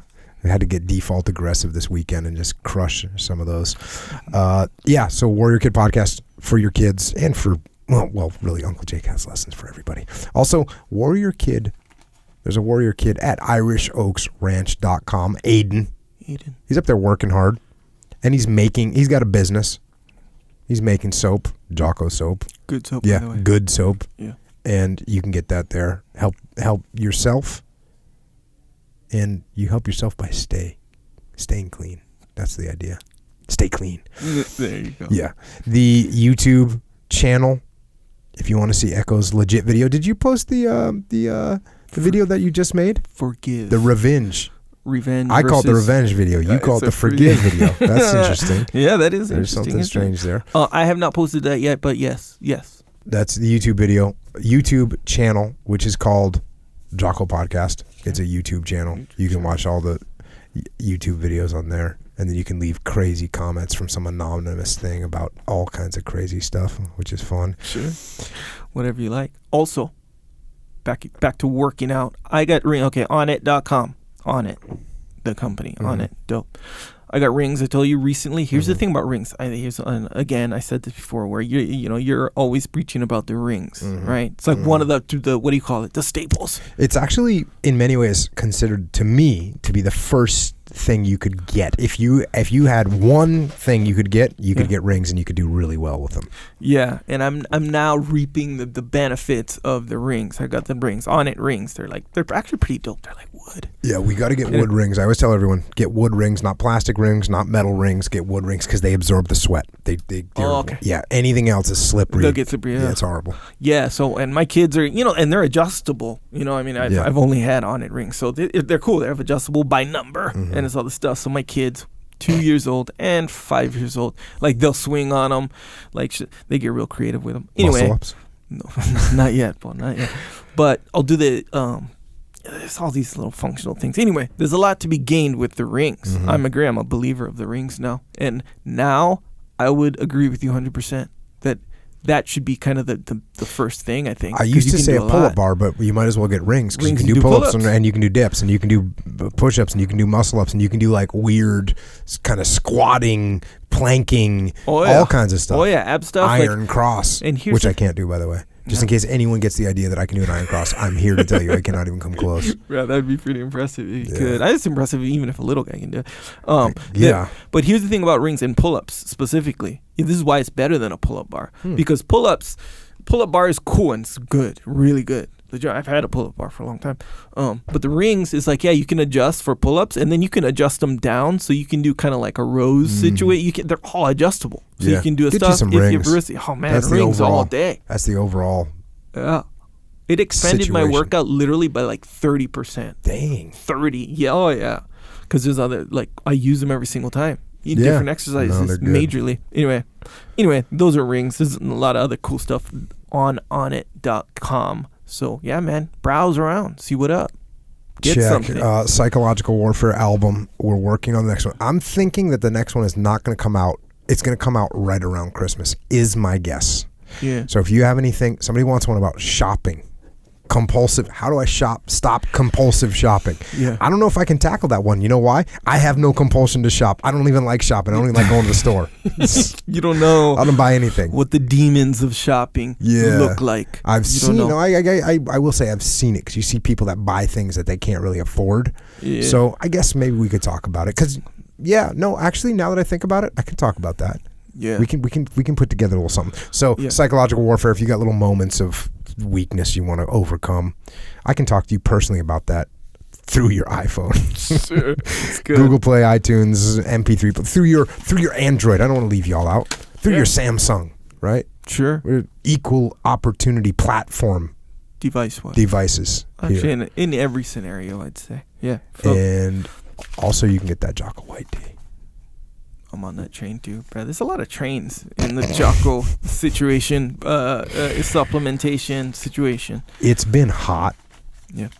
And, well, when it was hot up in Maine at the camp, how good did that tea taste? Legit. Because they had it chilled on the cooler, cans. yeah. That was ridiculous, man. Exactly right. That was just crazy. It was nice. So, yeah, you can get that. The dry tea as well. If you want to brew your own tea, now that winter is coming, you need to get the hot tea so you can have a little warmth on your throat. But that was never really your thing, right? The warm one. It wasn't. But it is now. Yeah. You make the adjustment. Yeah. You're like, oh, I've been missing out on this. Yeah, because the other side. sometimes you just, like, it's a little chilly out. You need a little comfort. Yeah, sure. Comfort, man. That's what you need all the time. Jocko, comfort. Solid. Okay, so then I also got some books. We got The Way of the Warrior Kid and Mark's Mission. This is for kids between the ages of 4 and 84.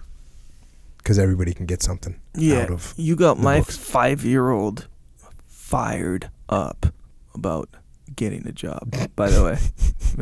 Yeah, in the second book, Mark, who's a young character in the book, wants to get a new bike, but he needs money. And in order to get money, guess what you need? You need a job, son. You need a job. Or sell some stuff. Or sell some stuff. Or a job and sell some or stuff. that's what he has to do. Exactly so, right. yeah, if you want to give your kids a good book that will teach them about discipline, hard work, being kind, but the dichotomy of being strong, it's all in there. Yeah, man, it's all in there. You explain it. Well, you, Uncle Jake, whoever, one of you guys. It's good how you explain it in real simple terms, and then you get this kid Mark, especially I'm talking about the second one right now, where he's like he overcame some stuff. He's super strong right now, but still a lot to learn. So he understands it, and then at first he's like questioning it. Mm-hmm. Then he starts to understand. Then he questions it. Then he understands. Then he's fired up about doing it. You know what I mean? Because it's really good, and that's literally how like the kid, whoever you're reading. In my case, I'm reading to my daughter. By the way, she's 5, and I watch her getting just as fired up as Mark. When he's like, I'm a business owner. She's like, oh my God. Yeah. She gets fired up. It's really good, man. Really good. It's interesting to see the little transition. Yeah, I've get so much good feedback. Anyways, that's that Way of the Warrior Kid and Mark's Mission. Also, the Discipline Equals Freedom Field Manual, which is solid. It's a good daily reminder. It's not, you don't need to read that whole book every day. You can read 3 pages. And you can get yourself, you might have been veering off the path a little bit. Get yourself right back on the path. Yeah. It's a good thing to read. You could read a page, 2 pages, 3 pages every day. Yeah. It will, I would say this, it will absolutely help you if you read 3 pages a day. Yeah. That's a bold statement too. Yeah. I'm saying this book, This isn't an exercise program. This isn't a supplement that you take. This isn't a treatment that you get. This is a book, pages in a book. If you read them, it's going to help you. Yep. That's what my statement is, and I believe it to be true. Why? Because I read it. Agreed. I wrote the damn thing, and I still read it, and it's helpful. Yeah. And then we got Extreme Ownership, which is combat leadership. I wrote it with my brother Leif Babin, and how to take the principles that we learn in combat and use them in your business and life. And the follow-on book to that, The Dichotomy of Leadership, which I mentioned the word dichotomy quite a bit. Dean Lister says it's my favorite word. I'm not so sure it's my favorite word. I think my favorite word is discipline, but I don't know if I have a favorite word. Anyways, I do talk about the dichotomy a lot because the dichotomy is present in everything that we do. So if you want to get this book, it comes out September 25th. If you want to get the first edition, you should order it yesterday or right now because, well, you don't want to miss out on the first edition. I got my first copies. I'm holding one right there. There it is. So, Dichotomy of Leadership. Order it now. September 25th, it'll come to your door. Speaking of leadership, we got a leadership consulting company called S.L.A Front, and we solve problems through leadership. It's me. It's Leif. It's JP Donnell, Dave Burke, Flynn Cochran. We also got Mike Sorelli on board. We got a couple new members joining the team right now. If you want us to come to your company, go to echelonfront.com. That's what we do. Also, the muster in San Francisco, California, getting close to sold out. We probably have a little bit left right now. Maybe by the time this podcast comes out, it might be sold out. If you want to come to the muster leadership event, San Francisco, California, October 17th and 18th, all the other ones have sold out. This one is going to sell out too. If you want to come, don't wait till the last minute. Don't wait until I post on social media that the muster's sold out and then call up and say, can we please fit one more people? Because we can't. If we could, we wouldn't say it was sold out. Mm-hmm. So just register now for the muster. And for current uniformed personnel, military, law enforcement, border patrol, firefighters, paramedics, first responders, we got the roll call September 21st. We just opened up a few more seats. I think we opened up 50 more seats. We've done that twice now, but it's going to be, I don't know if we'll be able to do it again because registration is going to be closing soon. That is also registered at extremeownership.com. And of course, now we have EF Overwatch, where we are connecting Spec Ops veterans, combat aviation veterans with companies that need solid, proficient leaders that understand and can bring the attitude of extreme ownership into your company. If you want to, on either side, if you're a vet and you want to look for a job, if you're someone that needs a leader in your company, go to efoverwatch.com to get in the game. And if you want to keep cruising with Echo Charles and me, and you're not at one of those events, or you're not at one of those events yet, well, then you can find us on the interwebs, on Twitter, on Instagram, and on Facebook. Echo is at Echo Charles, and I am at Jocko Willink. And lastly, to everyone that is serving and that has served in the U.S. military, thanks to you and your families for shielding us from evil and keeping us free. And to police, law enforcement, correctional officers, border patrol, firefighters, paramedics, other first responders here at home, thanks for being vigilant and protecting us and our families. And to everyone else out there, keep learning, keep striving, keep trying to figure out where you can get better and be better. And it isn't easy. And it takes courage, and it takes strength, and it takes discipline day after day after day to get up and face the unforgiving world and get after it. So until next time, this is Echo and Jocko out.